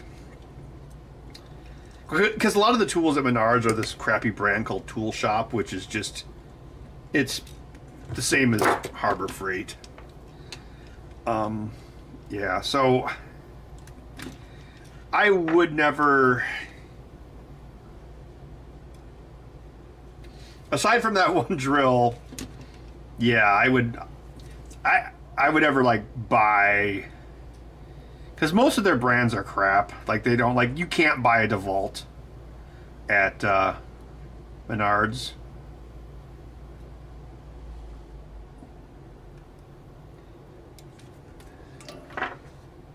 Actually, you know where I usually go if I need to buy something? I go to Farm and Fleet, because Farm and Fleet has it's mostly DeWalt in Milwaukee. So most of my stuff, well, my lawn stuff is all Ryobi, and I would say a good chunk of my power tools are DeWalt. So actually this one that you guys said was ancient. I got, what was it? I got this at Ace Hardware, believe it or not, because they had a deal. So this was like probably like 2012 or 2011. So they had the drill and 2 batteries for like $125. And I was like, oh, yes, please. And you know, I've used that drill thousands upon thousands upon thousands upon thousands of times.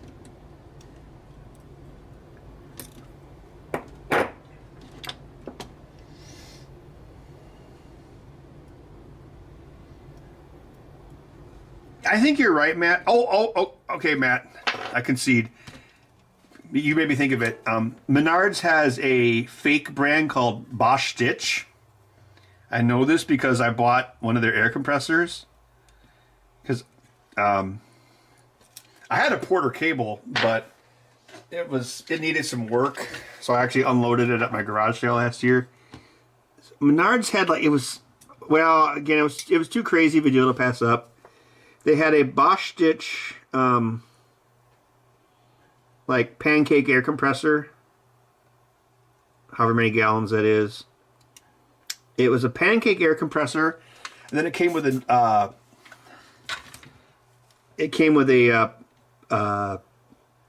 large nailer, a small nailer, and a stapler. All of which I used in my garage. So, okay, yes, I bought that as well. But I want to say it was like, God, it was like $220 for that package deal, and it works great. I haven't had any problems with that. It was like 5 years ago.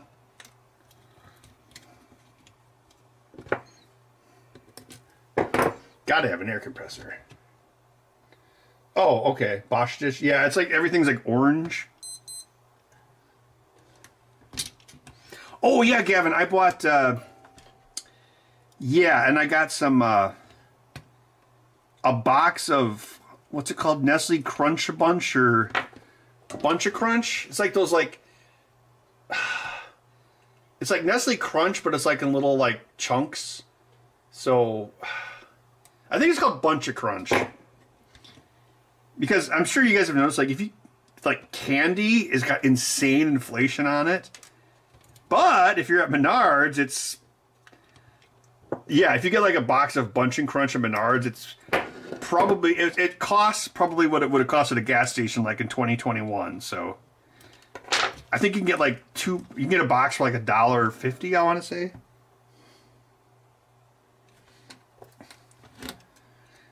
Yeah, so... Yeah, I had to go to the post office, and afterwards I'm like, I'm gonna get some snacks at Menards. And some cat litter deodorizer, and whatever else I bought.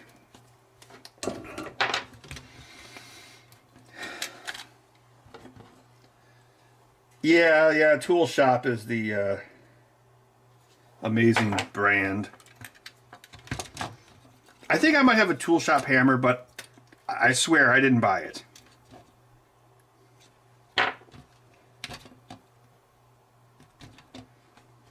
That's not my bag, baby. Tool Shop Penis Power Pumps, and this is my bag, baby, by Austin Powers.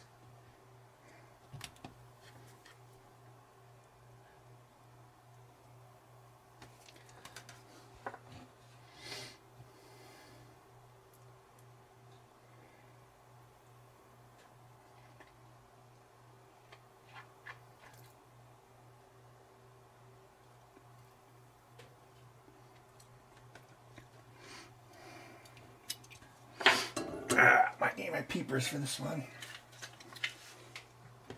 Peeper creepers. Hello, Bobbit. Yes.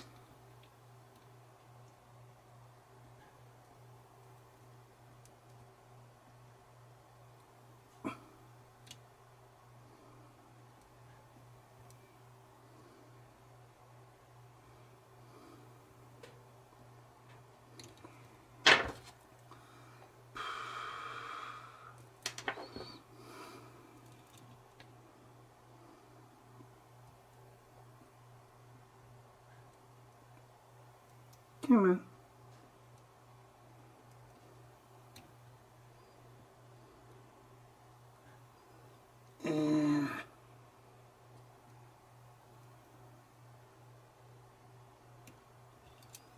That should be good.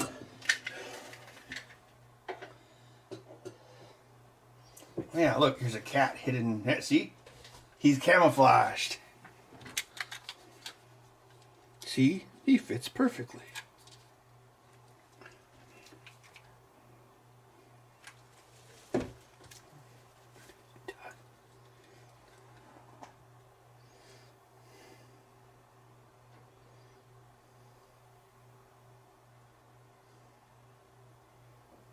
Where one coworker has a megaphone.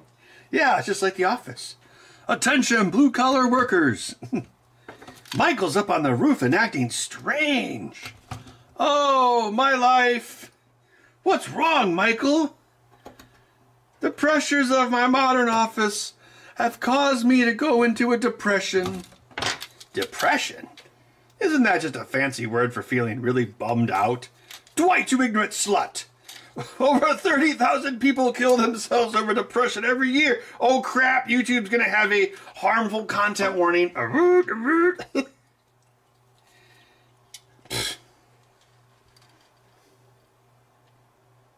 Circus Fest? Yes. Now, Arcus, these are controllers for people with disabilities and only have the use of one hand so they can play controllers.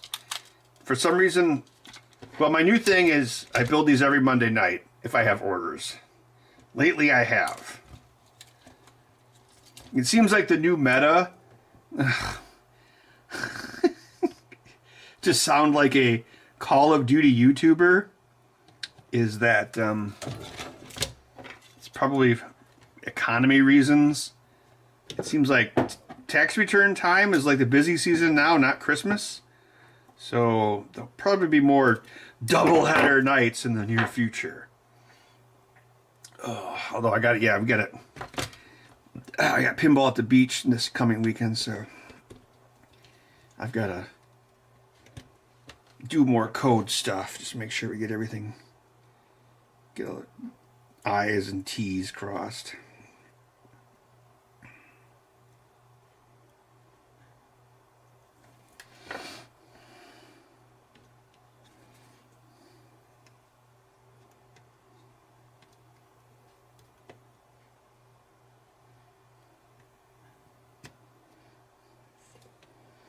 Because I used to do these on Mondays, like when I was doing, well, my previous pinball project. I just coded that one 4 days a week, but I had a lot longer time to work on it. So I would do this on Mondays. Then I would code the rest of the week. But when we did Evil Dead, I had to go from 0 to shipped in like 10 months. So this got relegated to night times, which kind of sucks. Kind of reminds me when I worked all the freaking time like a ridiculous madman. But whatever. Let's see. It's for a good cause.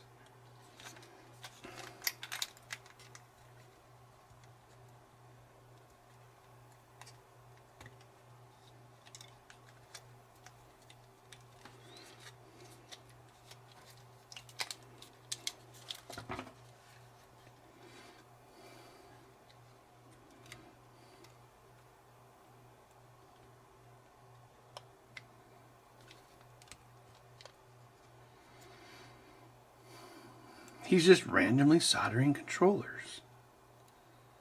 I would never randomly solder something. There would always have to be a reason. Otherwise, what's the point?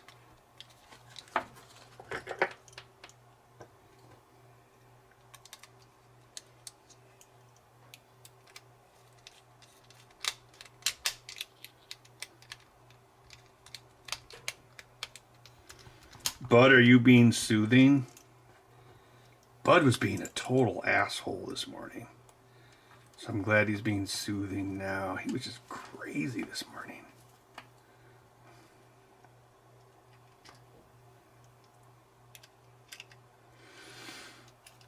It was like in the 30s and 40s last week, so I was able to crack open the back door and let him go on the back porch and look at squirrels.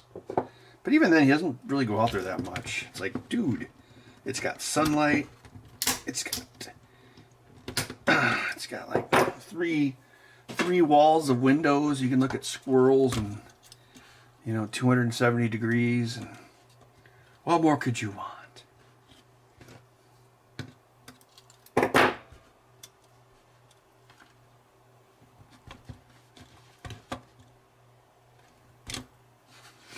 No, thankfully he doesn't do nighttime zoomies. He does it like in the late morning. His nighttime schedule has gotten pretty consistent. Like, well, I don't want to jinx myself, but let's say I get this done and I go to bed at like 11:30, right? So he'll like walk around the house and meow for a little bit, and then he'll jump on the bed, and then he'll just like go to sleep. He usually likes to like sleep on my legs. And then if I like roll over in the night, he'll like get up and then just like lay right back down. So he'll actually sleep on my bed from like, call it midnight to 5:30. But then at 5:30 he'll wake up and then he'll start like doing shit. So I have to like close the bedroom door. That usually makes him stop. But otherwise, yeah. Because if I don't close the bedroom door, he'll keep mewing. So I basically have to kick him out at that point. And then if I don't have a pillow over the Roomba, then he'll go and start the Roomba at like 5:30 in the morning. So, not ideal. So, other than that, it's pretty consistent. Yeah, he's never done like 3 a.m. zoomies, thank God.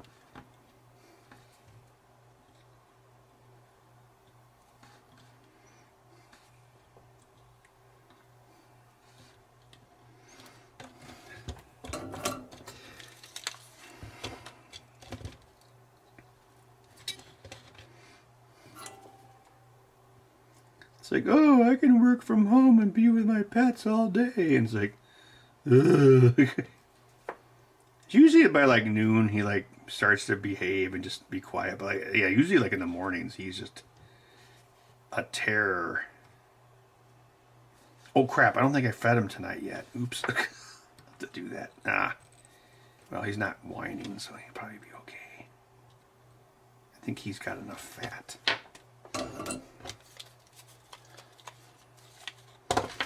All right, let's test this guy.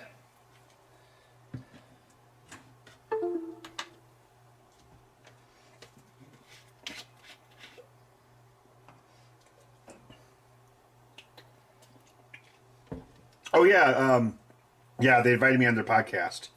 Apparently we're going to talk about video games and graphics cards. Yay. All right, let's see if this works.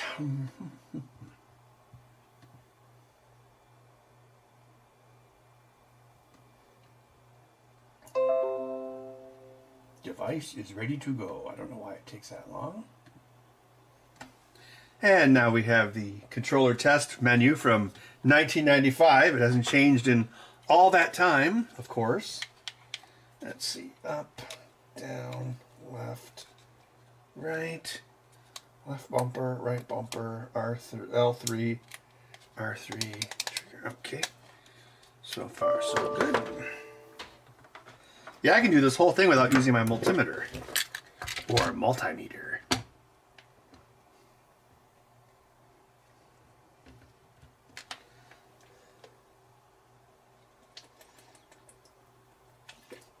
Bring up Menards. Oh, it shouldn't be a problem. I am an expert at going off tangent.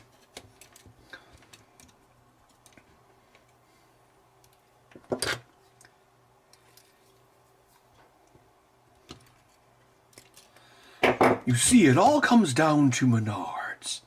They have the finest video game consoles. 101 brick game.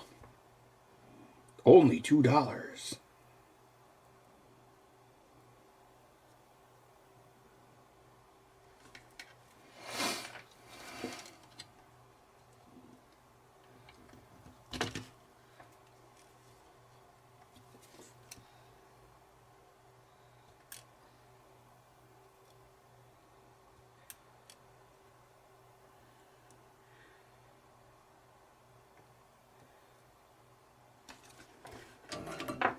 That one's the easiest.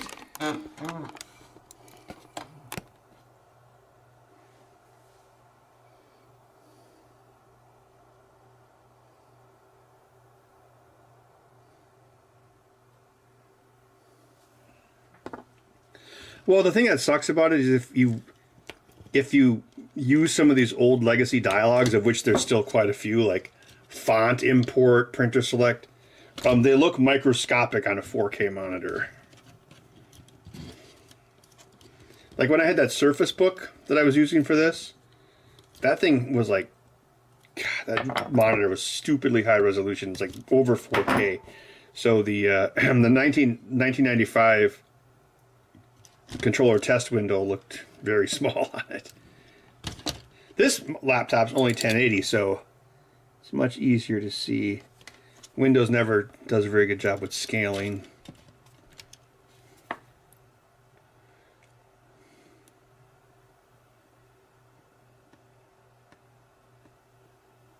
Come on. It's probably good. Yeah, let's double check. Yeah, good enough for hand grenades and government work.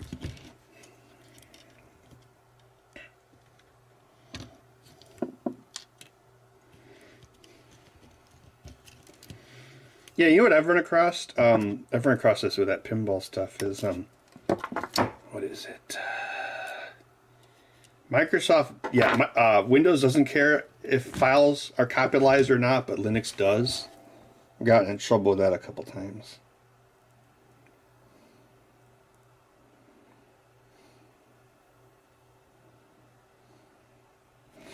So something that you can find on Windows, Linux will be like, I can't find this file. It doesn't exist.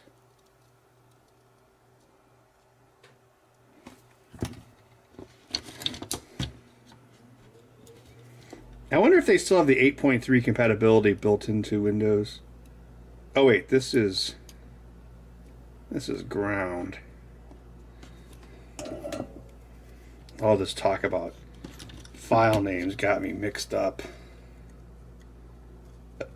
So I got the order right here. All right.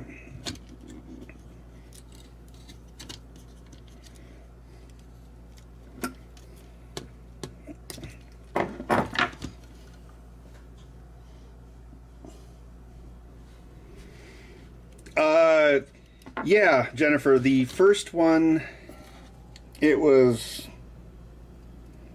2006, I want to say. This guy, I think that was back, I think at that time, I was known for doing like the Xbox laptops. So this guy was like, hey, I just got back from Iraq. And he had lost one of his arms in a IED explosion. And he was like, hey, I can't play video games now. And I was like, oh, I never thought about that. That's a good point. Because, you know, I'd never thought about that. So, I was like, oh, this is a very interesting project, or interesting problem to solve. So I made him a prototype, and then I built more prototypes, and I had more people contact me about it. So probably like around 2012, I kind of standardized how it worked. Kind of like it was kind of like these are now. It was a lot more primitive, but and actually 3D printers becoming a thing actually made these a lot more viable because most of these custom parts are 3D printed. Yeah, so yeah, it actually came from war. But since then, like I actually did a lot, since I got known for controller work, I actually did a lot of stuff with the video game industry, doing equipment. So doing the accessibility work led to inquiries from the video game industry, building devices to test the latency between the game tester with the controller and the game itself. Although I haven't built one of those in a while, I need to update the design. I had some problems. I think one of the parts became like, I think it was using like a TC 3.1, and I think those are deprecated now. So I need to build a new one because I actually had someone at Epic, Jazz Jackrabbit Epic, not Epic Healthcare Software, ask about one. So I should get back into that groove. The problem was like I tried to make one. Well, it's the same problem why I don't make these controllers for PlayStation. Sony keeps changing their internals, so that prevented me from making accessibility controllers, and it also made it very difficult for me to make testing equipment. I think I did one prototype with the PlayStation 5. I think Raven has it, but still, it was really inconsistent. Whereas the Xbox controllers are super easy in comparison. So that is the story behind the single-handed controllers. Because you never know what someone might need, I guess. Sonic with a gun.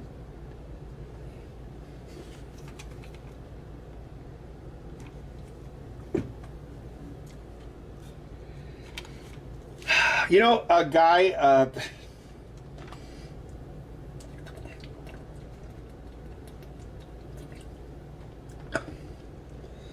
this might sound macabre, but I've read that actually...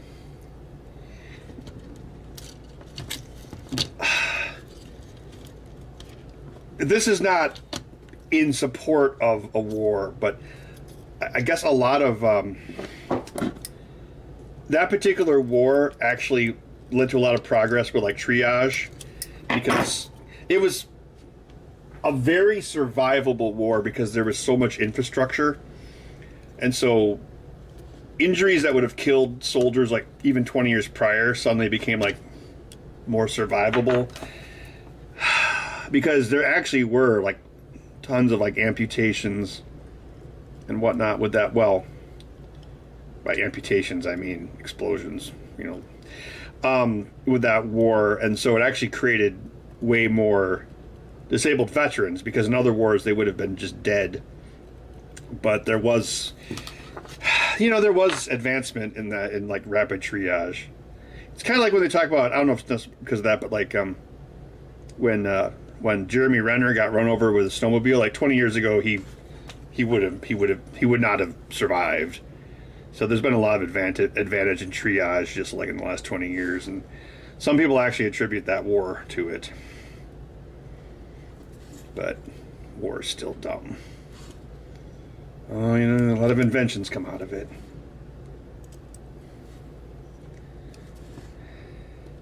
But you know, okay, I guess you could say, hey, you know, because of that war, that prompted me to do this, which has helped people. So, you know, I guess a silver lining.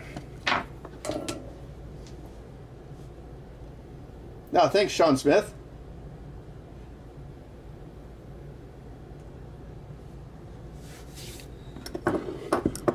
Yeah, Jazz Jackrabbit was done by Cliff Belinsky of Gears of War fame. But yes, it was Sonic with a gun. What if we made Sonic with a gun? Oh, I like it, I like it.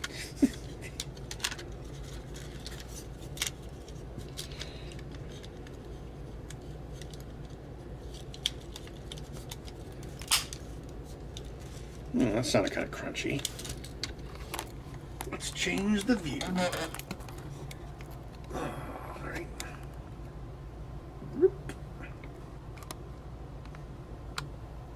Is Bud still in Bud Cam? Yep, there he is.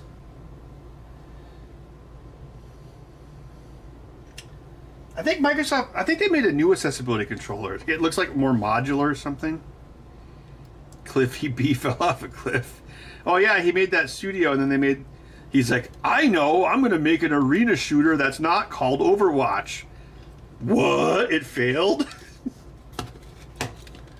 Lawbreakers, that was the name of it. Now, I know you might have been confused because you might have been like, wait, aren't you talking about Battleborn? Like, no, that was Gearbox's hero shooter that wasn't called Overwatch that failed. It was a different one.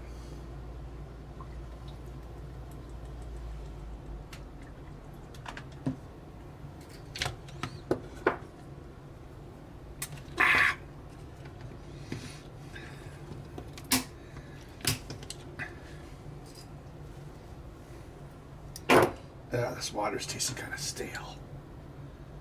Well, this Pepsi was February 17th, 2025.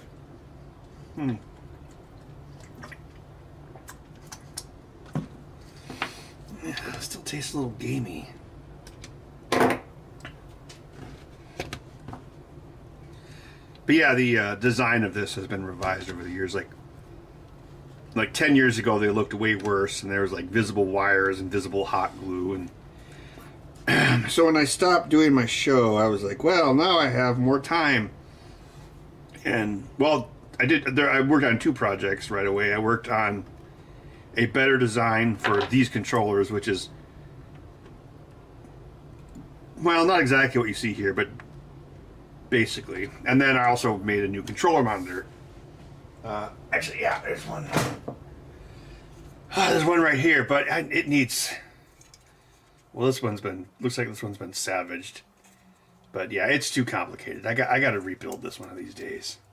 But it has a frame counter, and it uses a, well, it's been savaged, but it uses a direct drive, so it doesn't use multiplexing. It actually direct drives all 4 digits.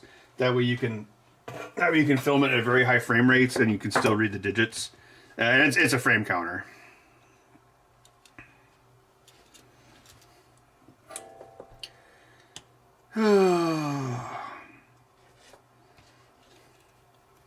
He actually worked on that idea with one of the guys from Raven, which is here in Madison, so it's not that far away. Just on the other side of town from me. He's like this German dude, so he's very like detail oriented.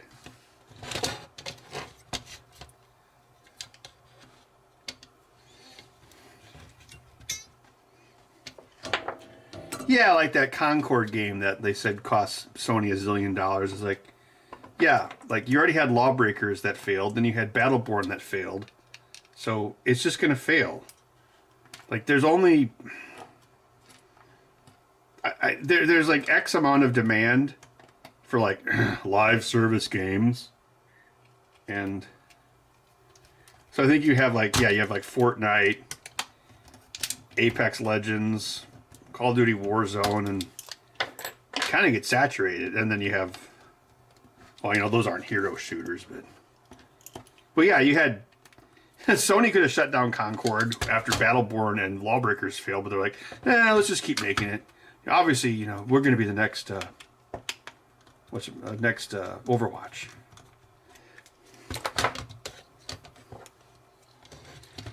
It's like they're chasing trends that are already dead.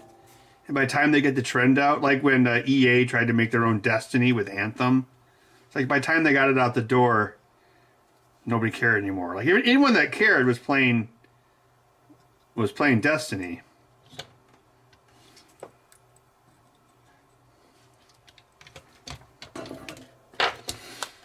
Okay. Let's test this one.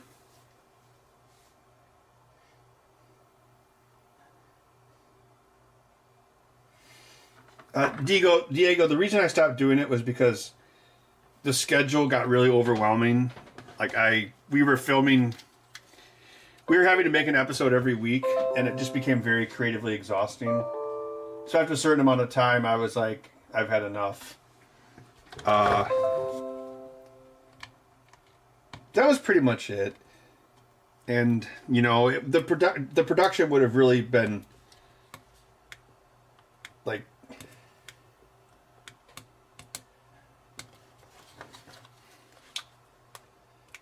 the production would have been what the heck? Why is that registering the same one?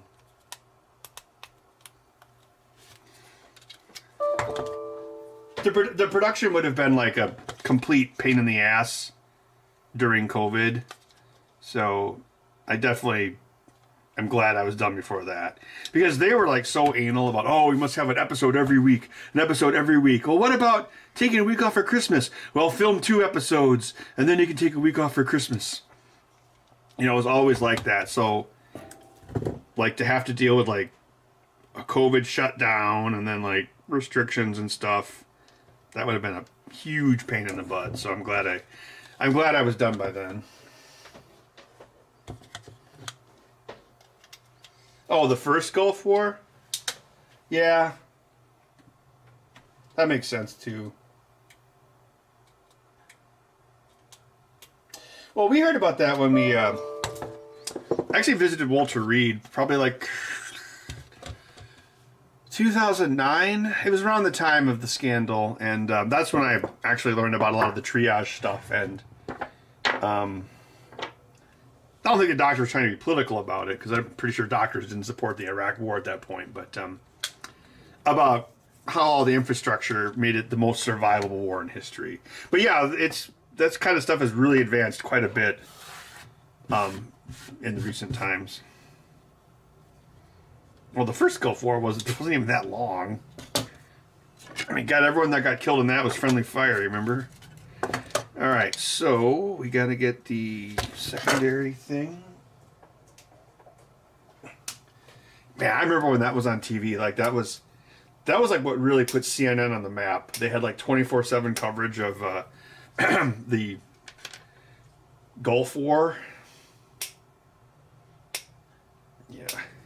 That was like their big like shining moments. Like, wow, cable news, and you can watch information about the Iraq War 24/7. And I just cut these to the wrong.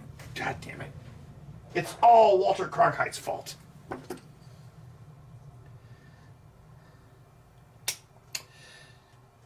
Well, they had like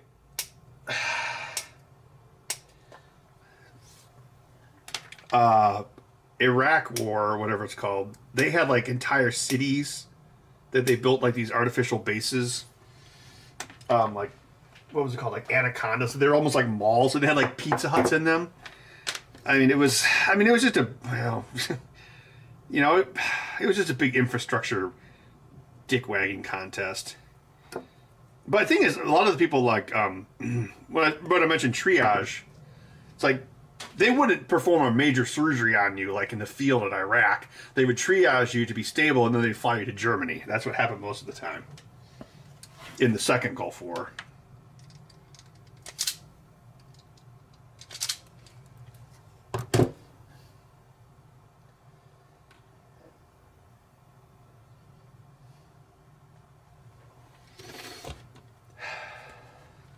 Yeah, remember when that Gulf War started? That was the first time that I saw gas go over $1 a gallon, and it's like, oh my God, it's the end times.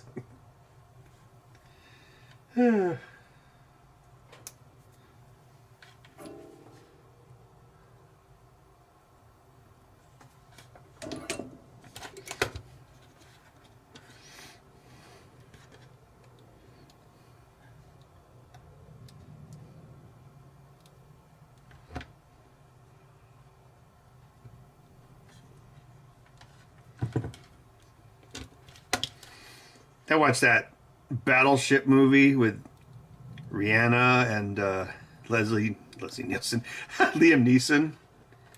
It was so dumb. Like at the end, they're like, "There's only one battleship left," and it's the USS Missouri. And they're like, "Well, who's gonna drive it?" And then they perch all these geezers on the USS Missouri. It's the USS Missouri, right? Yes, the one in Pearl Harbor. And well, I've been to that ship before, and I was like, this is stupid. It's like this ship was used in the first Gulf War, so you don't need to get these. There would be people in their 40s at the time of that movie's release who served on this ship. You don't need to get these 80-year-olds. That was so stupid. But yeah, that ship was used in World War II, and the Gulf War was its final war. It's actually the ship where the Japanese surrender was signed. VJ Day. Not BJ Day. But yeah, it was also, its last war was the Gulf War.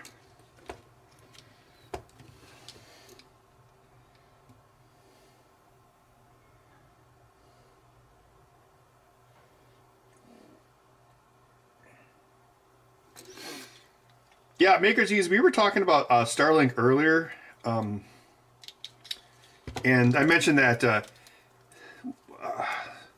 there's this place I go that has Starlink, and I do notice that the Copilot AI that is built into Visual Studio now, which acts as a kind of a super autocorrect, it's definitely slower. Like it definitely lags compared to using it here with cable internet. So I have noticed that with the ping times on Starlink. Alright, so now we gotta get this guy here.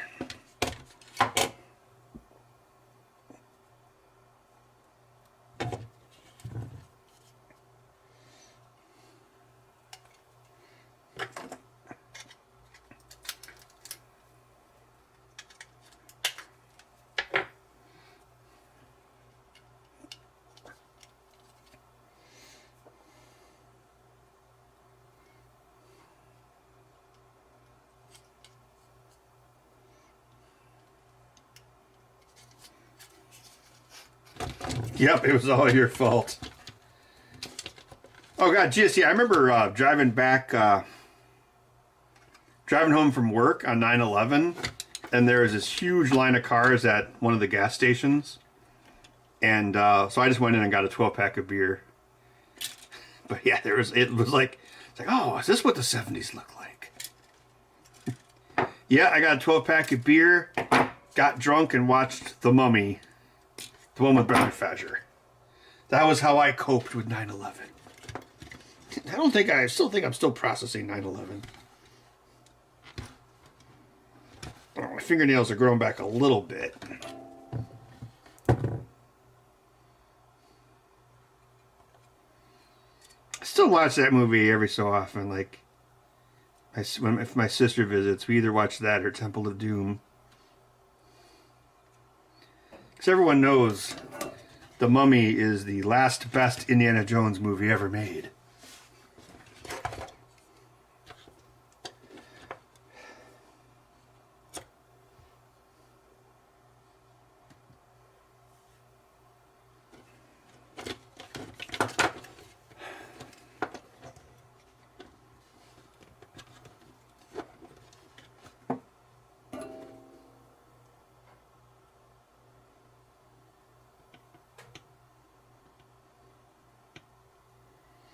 Hey, sometimes it's the employee's fault. Like if they're being rude, that's definitely their fault.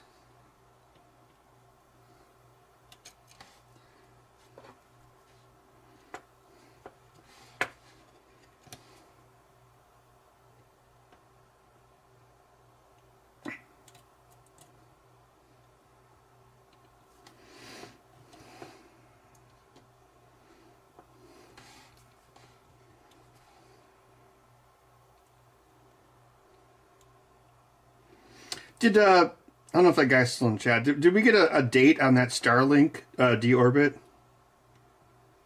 Because according to my phone, it was the photo I took was the 21st.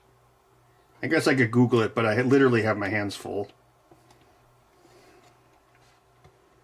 Dear Internet, that's the proper use of the word literally.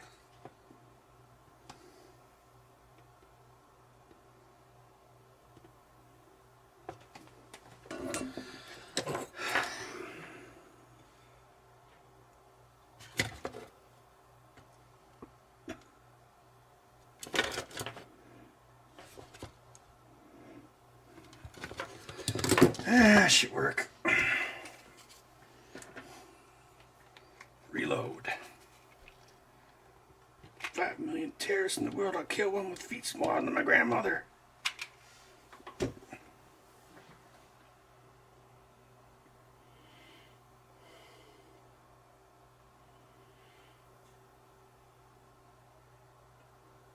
How many? There's quite a few Starlinks up there, right? Because it's like a big line in space. I guess they would have to be to have consistent data transfer and enough bandwidth. Versus GPS, when there's only like, well, a minimum of like 3. But I think there's only like what 24 GPS satellites. There aren't that many, and they're run by the U.S. military, not Muskie. And we don't get the high resolution positioning data. Only the military gets that. So we get like the lower resolution position data. So your phone interpolates it. Your phone also uses cell towers to, well, yes, interpolate the position.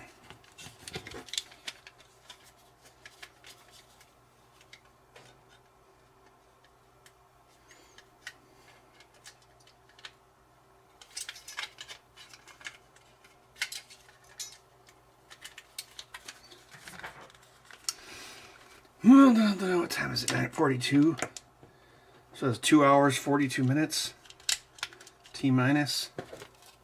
All right, let's switch bits.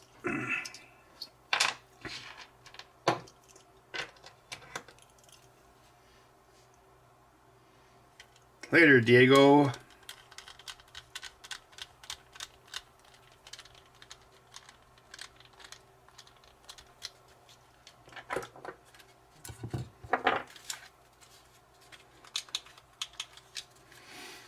Oh, yes, it absolutely does GST.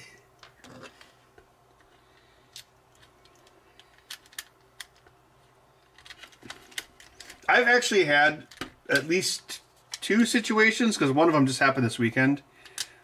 And it usually results in YouTube suggestions, from what I've seen. because I have an Android phone. I've actually had it where it will start suggesting things based off your conversation, like while you're having the conversation. The two examples I can think of, they both happened at a bar. So somehow it was in a bar, it was able to hear what we were talking about. The first one was we were talking about ET's race using their fingers for proctology. And then we're sitting there and I looked down at my phone, like, and then it gives me a video for Toys of the 80s, ET's light up finger. And then I was like, look guys, look, see? Look how quick that was. And then the second time it happened, the second time it happened in real time at a bar was just this weekend. We were talking about 3D printers. Because it was I can't remember. It was the guy who bought one for he bought like an A1. So he was talking about like the recent things his son had done with them.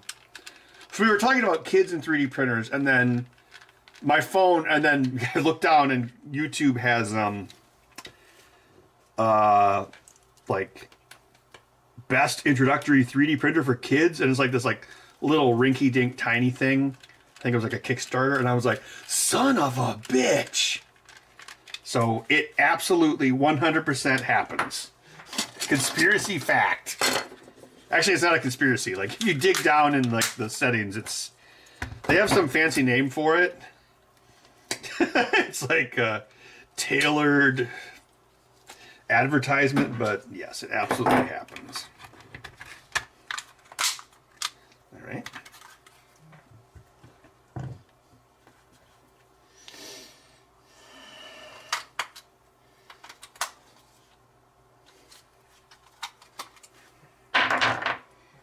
Oh, that's cool. Yeah, good to hear it, Maker's Ease. All right, this one is ready for the final steps.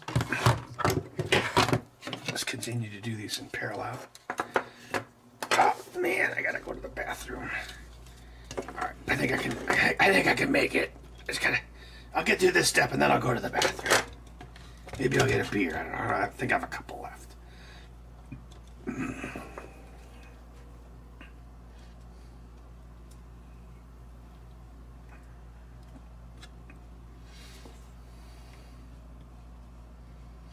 I think you need solder for that, Ben.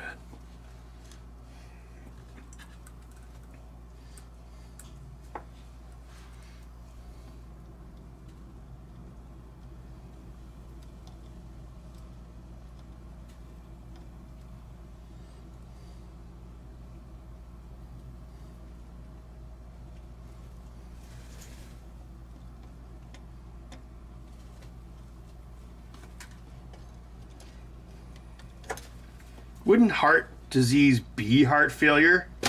That's what killed my dad. Disease, which then became, well, obviously a failure. So I would assume heart failure would be a mechanical failure.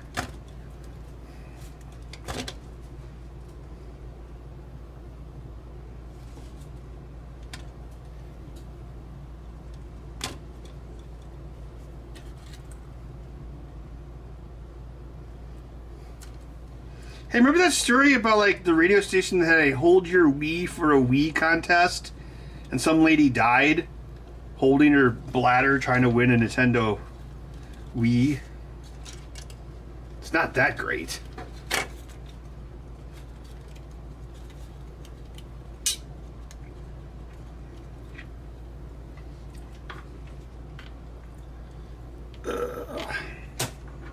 Oh, damn it. Apparently I hit that a lot.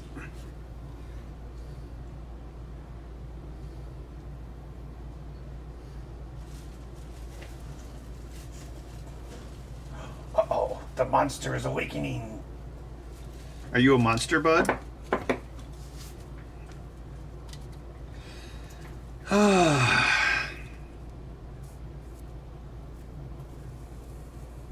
Oh, fuck.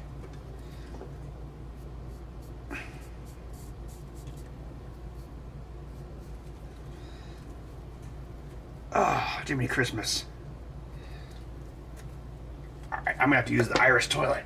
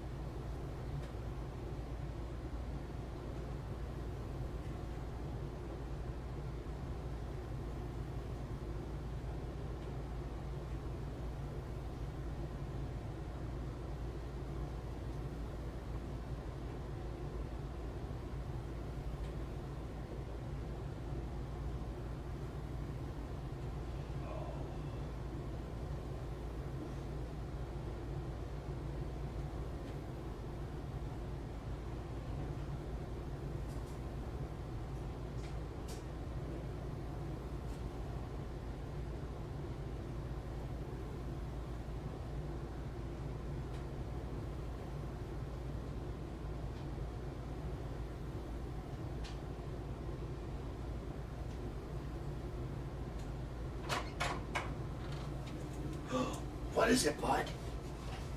Did Jimmy fall into the well? Ugh.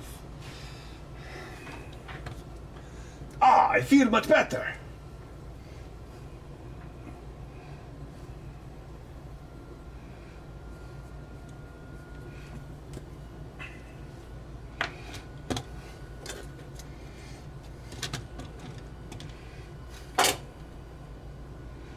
Irish toilet.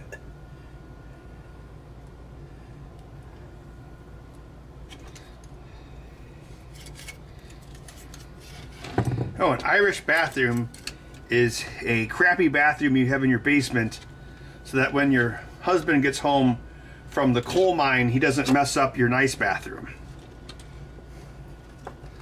Although all that's left of the Irish bathroom here is the toilet.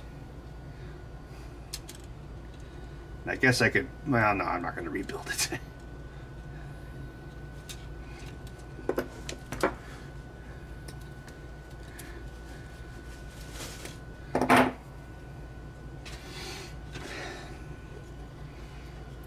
I don't know if I even want to really do much more to this house. I mean, probably put a new roof on it, but the values around here are so stupid. Oh, God, you know what? Someone knocked on my door earlier today, and I was like, you know, there's a doorbell, right? And there's this young kid, and well, of course I was like not interested, but I want to say he was like, yeah, he said, I'm with Evan Grand, and I've been talking to homeowners in this area, and I was like, not interested, and then I was like, whoa, wait a minute. So, maybe I should have talked to him just to see what the hell was going on.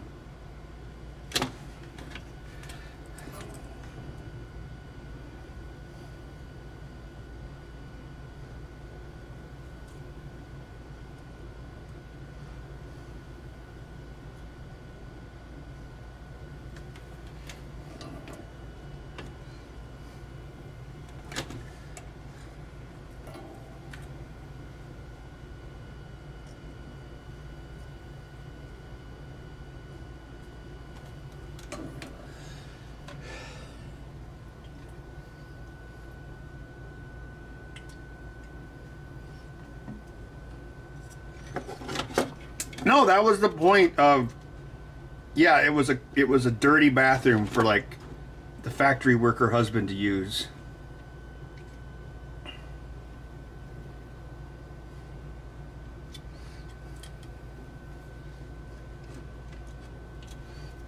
They were all the rage in Gary, Indiana.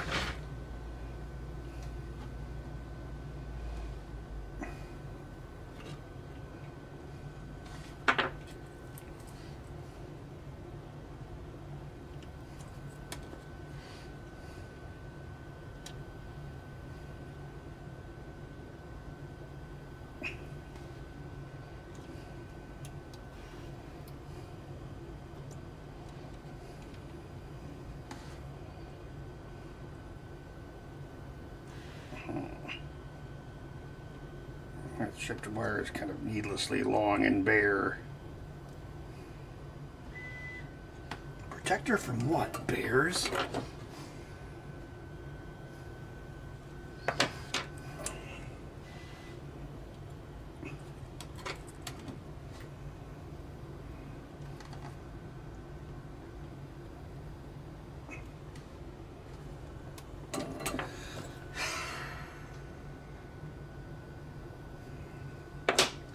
Obviously the best soldering job ever. Ship it.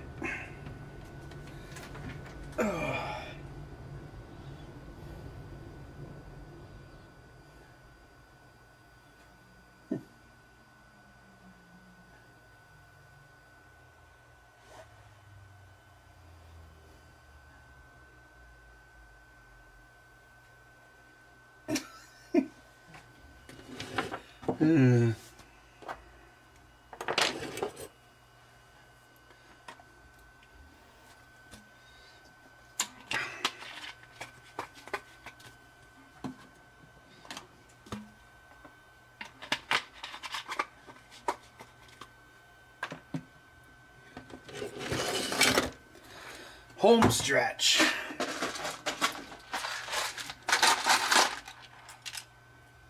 These are two different people, right? Yes.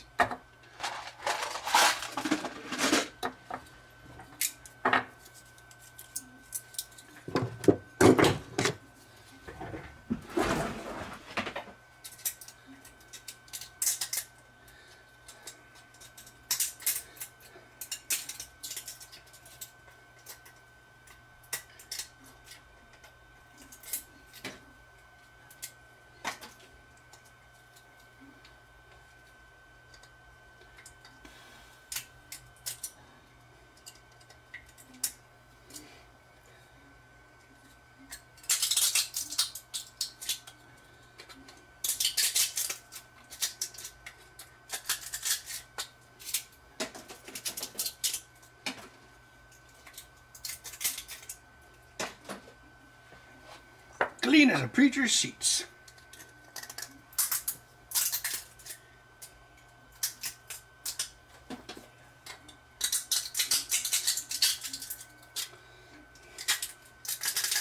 These are printed on the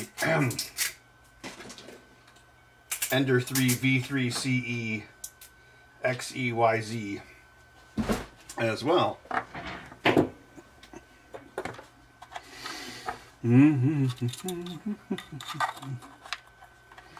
Yeah, like, I don't know when it was, but I used to like just hot glue the analog sticks to the bottom of the controllers. And this is far more elegant.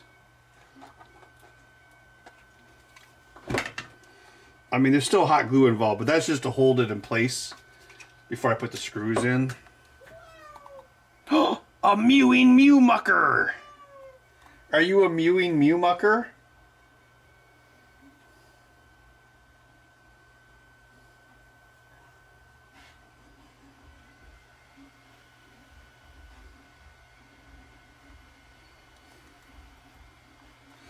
Prompt engineer. Yeah. Well, I think like also like, you know, as you become dependent on it, you'll forget how things worked. You know, it'll be like WALL-E where the humans don't know how to do anything and the robots do all the work, and you'll like lose your culture.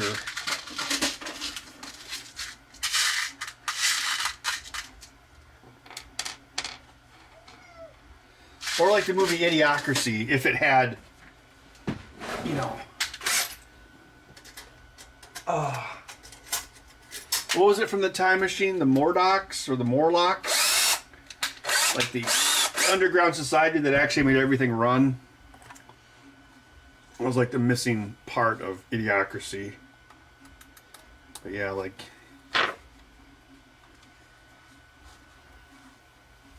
I think about that. I was thinking about the earlier today with code. We were troubleshooting something. And I was like, you know what? I completely forgot how I wrote that section of code because it was like 6 months ago or whatever. I'm like, that was like 8,000 lines of code ago. Like, I'll have to look at the code to remember how it works, even though I wrote it. And I think you could have a similar thing where you just have like kind of like a cultural brain drain.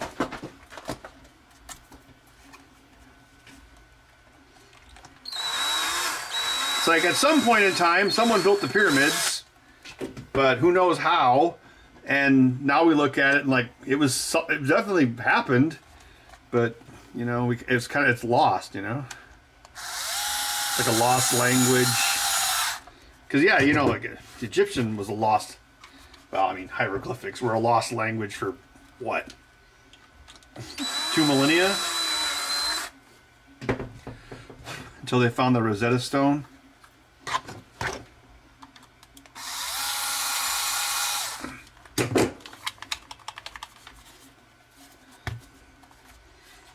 All of Egyptian heritage was lost until I got Rosetta Stone. That's who King Tut was.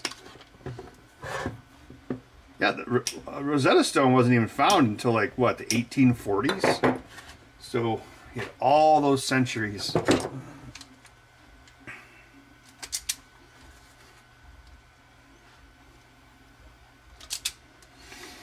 So yeah, you could like lose all of your culture and just kind of forget how everything works.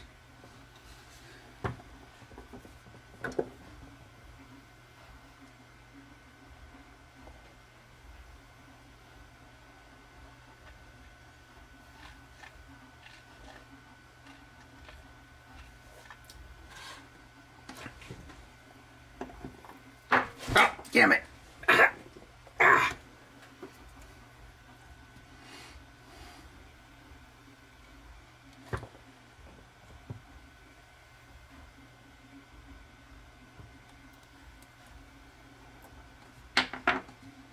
Come on.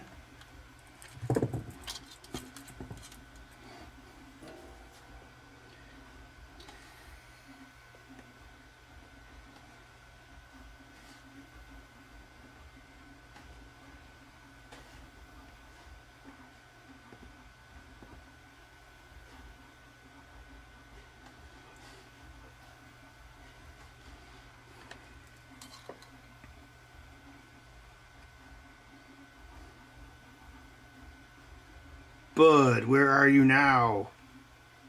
Are you on my chair? Yep, you are.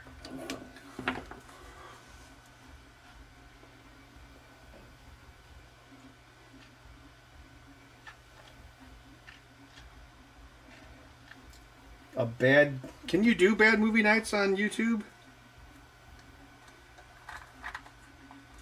Yeah, that'd be cool. I mean, it'd probably be a good change of pace from just endless controllers.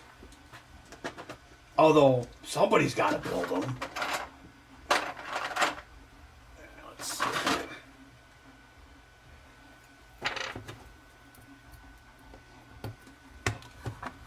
It's what plants crave.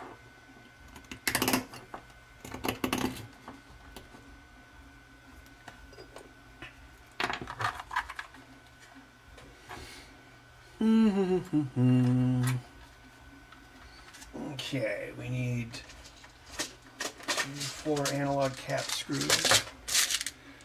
2, 3, 4.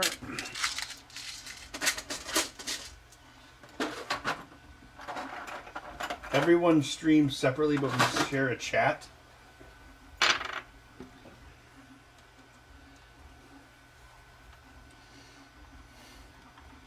Oh, cool, Bob. Where is the Culver's at that you are going to try? It's pretty good.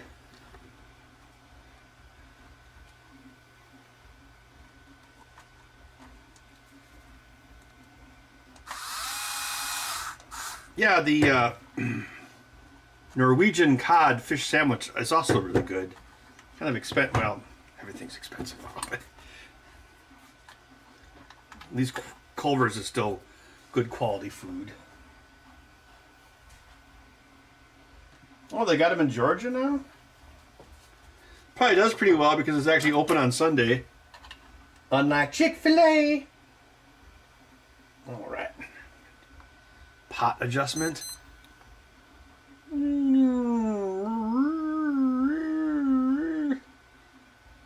Oh, you should stream the pot adjustment screen because that would be so exciting.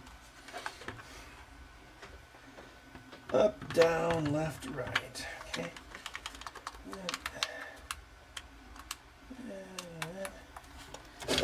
Okay, just need the new D-pad thing. With the new thingamadoohickey thing. Let's see, it goes like this, right? Yeah.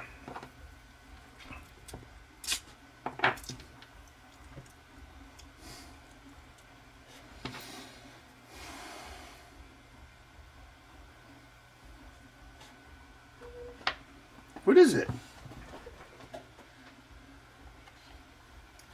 Are you getting tired? You're not tired. You're fired.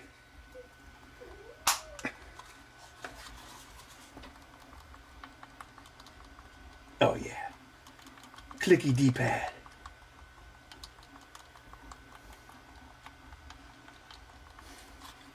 Ah, she's right as rain.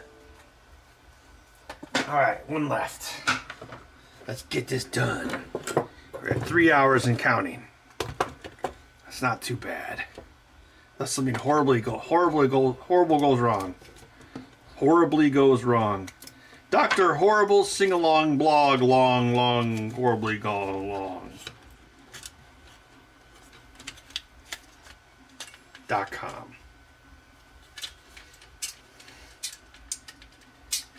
YouTube's been giving me a lot of How I Met Your Mother clips lately.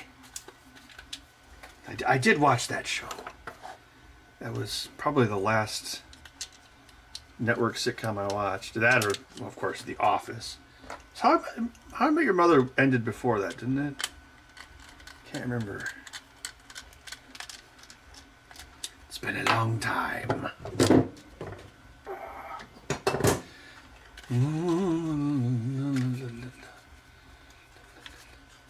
Let's make sure the second analog.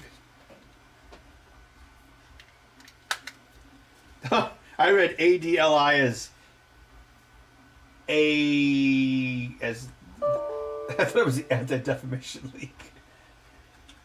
Yeah, I heard Aldi's is like still a somewhat reasonably priced grocery store because it's privately owned, right? Just like Culver's and Chick-fil-A. But they still have franchise fees.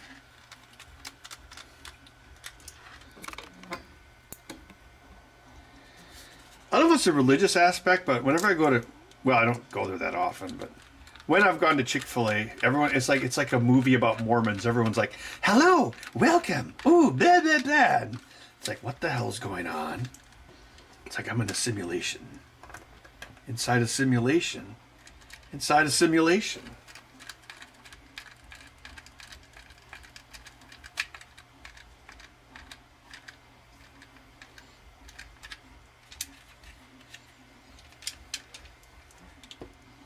Yeah, Woodman's is pretty cheap. The stores are massive, though. It feels like you're going on a quest when you go inside one. Great. Take a bite out of crime. Nitpicks and forget it. I feel like I'm like one of those like crab shucker people. It's like, oh, I shuck 5,000 crabs a day. And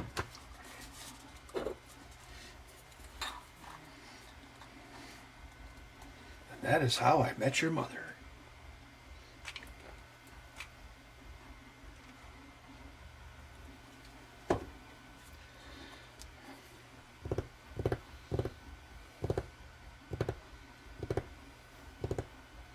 They have to say my pleasure. What's the best way to get out a strip screw on the back of a PlayStation 4 controller? Well, the PlayStation, those aren't too deep into a well, right? They're somewhat shallow. What are you doing, bud? Yeah, they're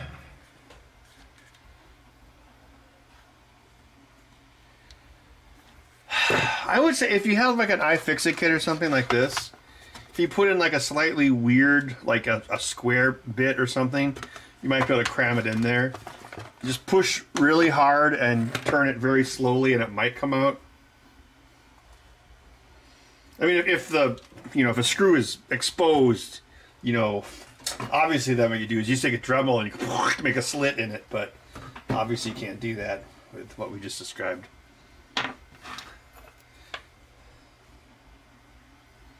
But yeah, I would say push really hard and slow with a strangely shaped bit if you have something.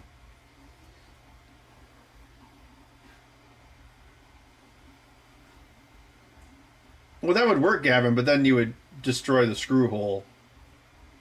I mean, I guess you could always just put in a larger screw where it was if you didn't care how it looked.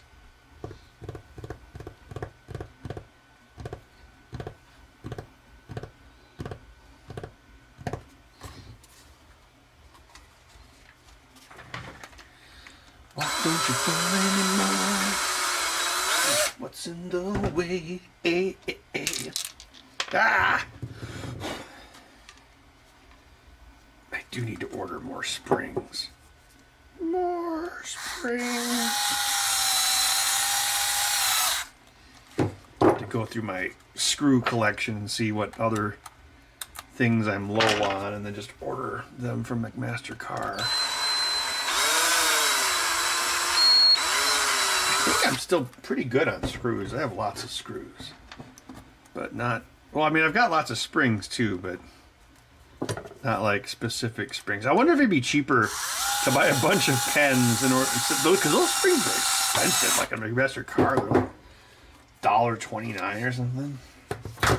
Which, in screw world is like $1 million. That's why I would never wish to live in a world without springs. What are you doing, bud? Are you trying to eat garbage? Never seen garbage eat garbage before.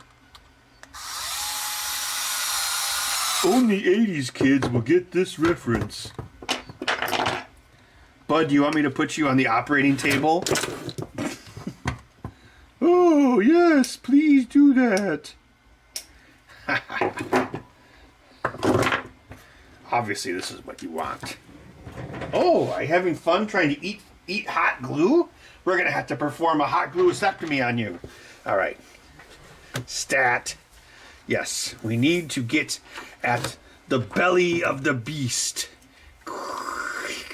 Are you a beast with a belly? Oh, where are you going to go? Oh, no. Now you think that it's okay to be on this table, but it's not. Oh, wait a minute. That's a soldering iron. Okay, definitely don't want to smell that. All right, fun time's over. Oops.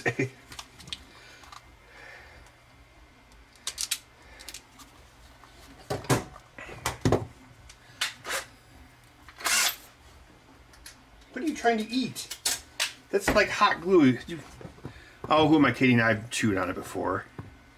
I've done it.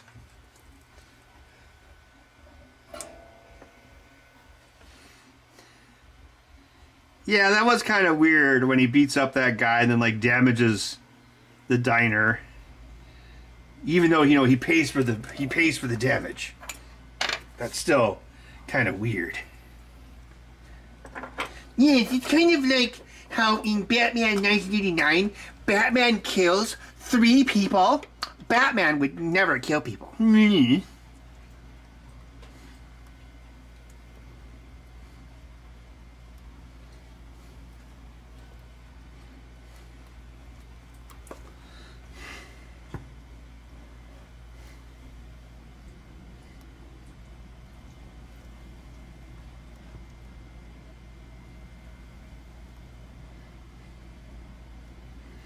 I want to say like Batman originally had a gun, and they actually toned down the violence back when the moral busybodies said that comic books were going to destroy the youth or whatever, and so they kind of made them be less violent.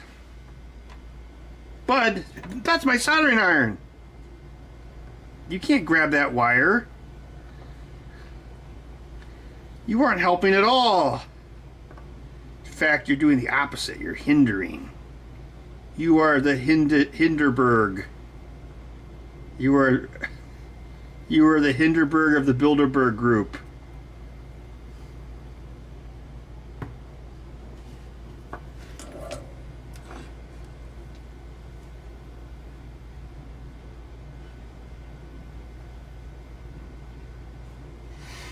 I'm not talking about Tipper Gore. I'm talking about like the 1930s kind of stuff. Like, there is a name for it. I don't know. Because like movies had the Hays Commission, but it was the comic book version of that. So it was like a morality code that was applied.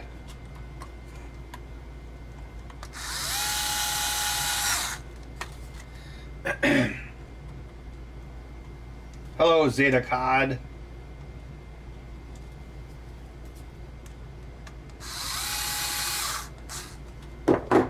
I mean, basically there was people back in the 30s or whatever who were like the who's that guy that everyone hated? Jack Thompson. They're like the Jack Thompson of the time who was like, oh, these comic books are poisoning people's youth. Although apparently that wasn't exactly what Jack Thompson was really worried about, but. So like the Karens of the 1930s. So they were like, oh, these comic books must adhere to a code of ethics or something. Wait a minute.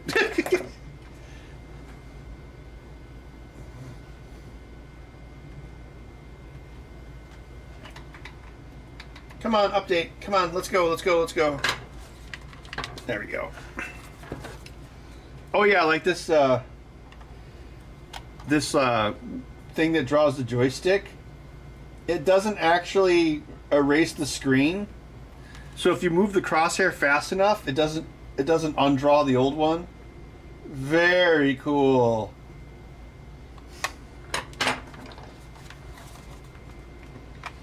I think on Xbox, like someone made like a test program for this. You know, kind of like how the Switch has built in. Left, right, up, down. Okay. All right. I need to. Well, maybe I'll play around the LCD a little bit more. Then I'll go to sleep. Pinball at the beach.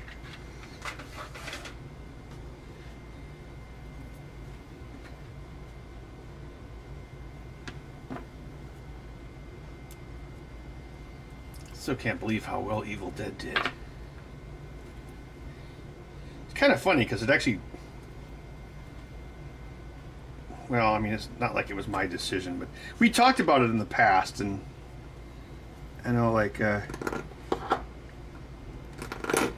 Spooky wasn't sold on the idea like in the past, and then we actually talked about doing it at CGC at one point, and it was the same thing. It's like, well, I don't know if this license is strong enough, but at least in this location it appeared like.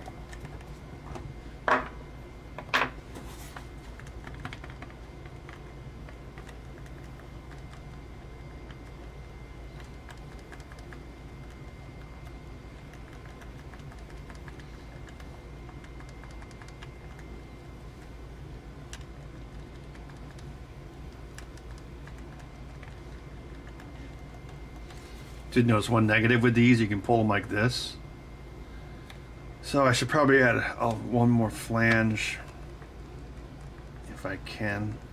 So that wasn't a problem when these were solid plastic. Although I actually had a customer just the other day say, hey, one of these teardrops broke off. So I guess switching this to TPU was a good idea.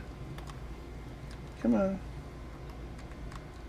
Do I get a home copy of the game? Well, I have one here. Like, it's the first prototype. I don't know. I mean, they might. I don't have like a contract for anything, but they might build me one. Although honestly, I'd rather just have to. They're like, why don't you just give me, $6,000 or whatever? Because I don't want to be in Madison forever. I want to like rage quit to the country by the end of the decade, if I'm still alive. So I don't know. I'm trying to have less physical things. Most of the coders and people, though, they usually ask for one. Although, like, once we're done with, like, Texas Chainsaw Massacre, because we're actually still doing updates for it. I'm supposed to do one, like, for the Texas Pinball Festival, actually, in a couple months. I'll probably, the one that I have here, the Texas, I'll probably just sell it as a rare prototype. So that's probably what I'll do with it, because I know Spooky doesn't give a crap. Well, they'll probably be like, "Why'd you sell it?" And I'm like, I can just do code updates on your game. Rare coding prototype, signed by Ben. Wow. Yeah, it's mostly just like, get it out of my basement. I like empty space. Empty space is great. Empty space. Empty space. Anti-hoarder.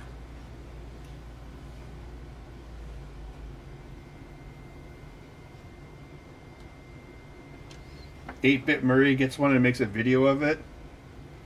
Because the creator had... Wait, me? I'm not the creator. I'm just the programmer. I did other stuff too.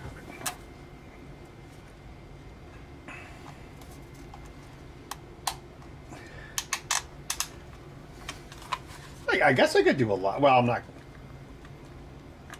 I mean, I guess I could do a live stream. I'm not going to do it anytime soon, but...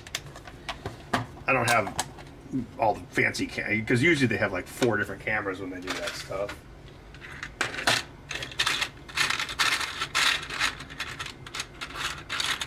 What? I've used these up already? I gotta print more.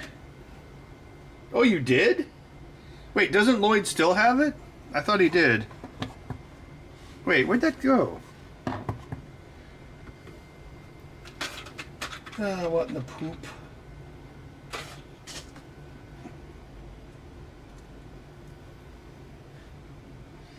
Yeah, I know Charlie at Spooky was like, "Oh, I should buy that game back and we could have it here." And I'm like, "You didn't build that game, I built it."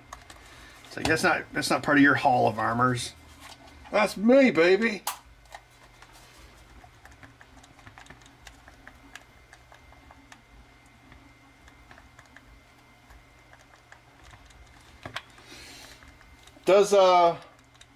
Does Dave Murray's Arcade have pinball?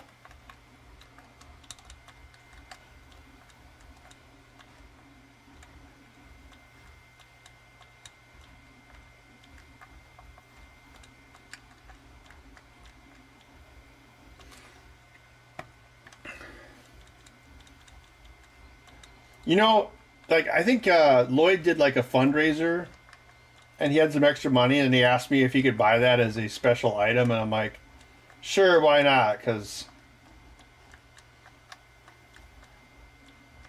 yeah, I mean, for me, it's just like, well, that's one less thing to move.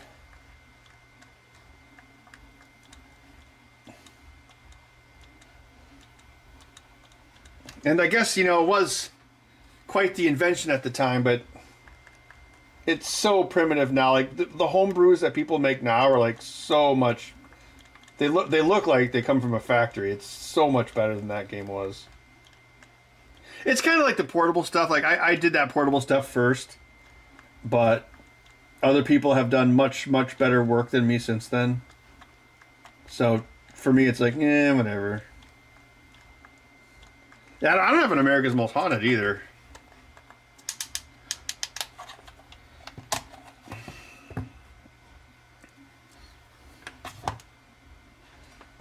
For me, it's more like... For me, it's more about doing it than owning it, because once it's done, I really don't care. I've had so many people over the years ask, "What do you do with all the stuff that you build, Ben?" I'm like, I sell it. Or we give it away on the show. Like, I don't keep it. Why would I keep it? I still have the original Atari 2600 portable, though, because... obviously that I gotta keep. That belongs in a museum.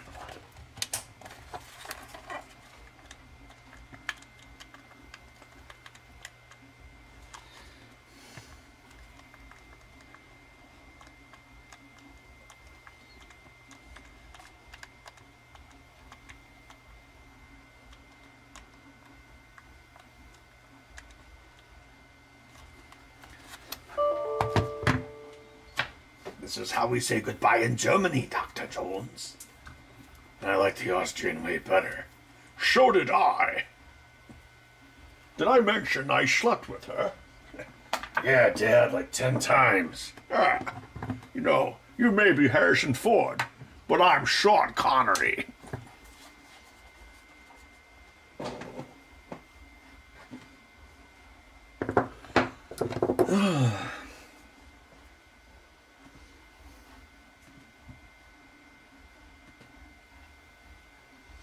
All right, 3 hours, 20 minutes. So it's not too bad. Hour 40 minutes per unit. Wait, no. Yeah, hour 40 minutes per unit. It's pretty good, actually. Oh. Yeah, I guess I don't think I watched his video. Well, I didn't watch the whole video about his arcade. 8-Bit Guy's kind of dweeby. I don't know. I guess I should watch it. Because that's in... it's in Fort Worth, right? Actually, I'm going to Dallas. When is it? End of March.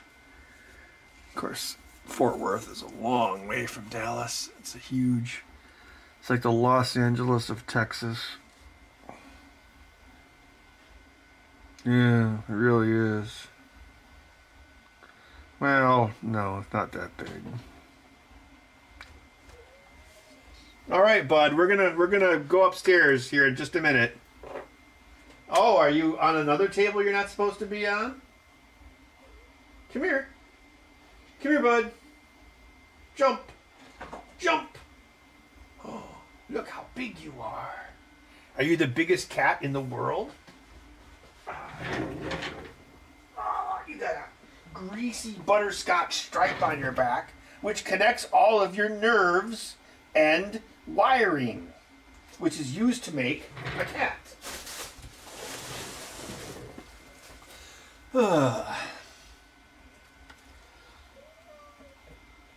Oh, okay.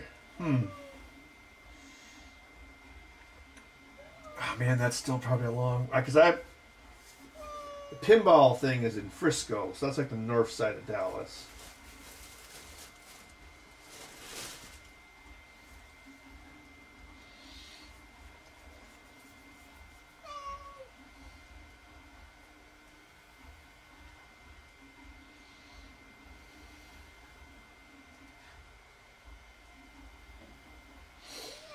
Yeah, I think there's, what is there, like four arcades in Madison now. There's like Geeks Mania, which doesn't have liquor, Nerd Haven, which doesn't have liquor, IO, which has liquor, and then Aftershock. That's the one that my friend owns.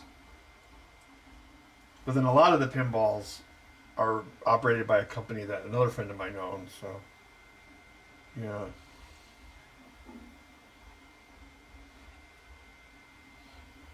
Yeah, you know, they probably don't anymore, but the Minneapolis airport used to have pinball. Can't remember which side of the airport it was, but they usually have the newest Stern games there. It was right by a bar that had really good milkshakes. That's all I remember about it. I haven't been to that airport in quite a while. Yeah, thanks, Randy. I'm going to head out here, too. Thanks, everyone who stopped by. Hope you enjoyed the show, even though it was the same thing as every other night. Oh, batteries. All right. Well, I'm going to take off, too. So thanks, everyone, for stopping by. And, yeah, maybe we'll do a movie night sometime. But I still got to build these controllers, because I got to build 2 of them next Monday as well. So since I only do it 1 day a week, I have to double up when possible. Otherwise, people will be like, where's my controller? All right, I'm going to catch y'all later, and have a good evening. Thanks for stopping by.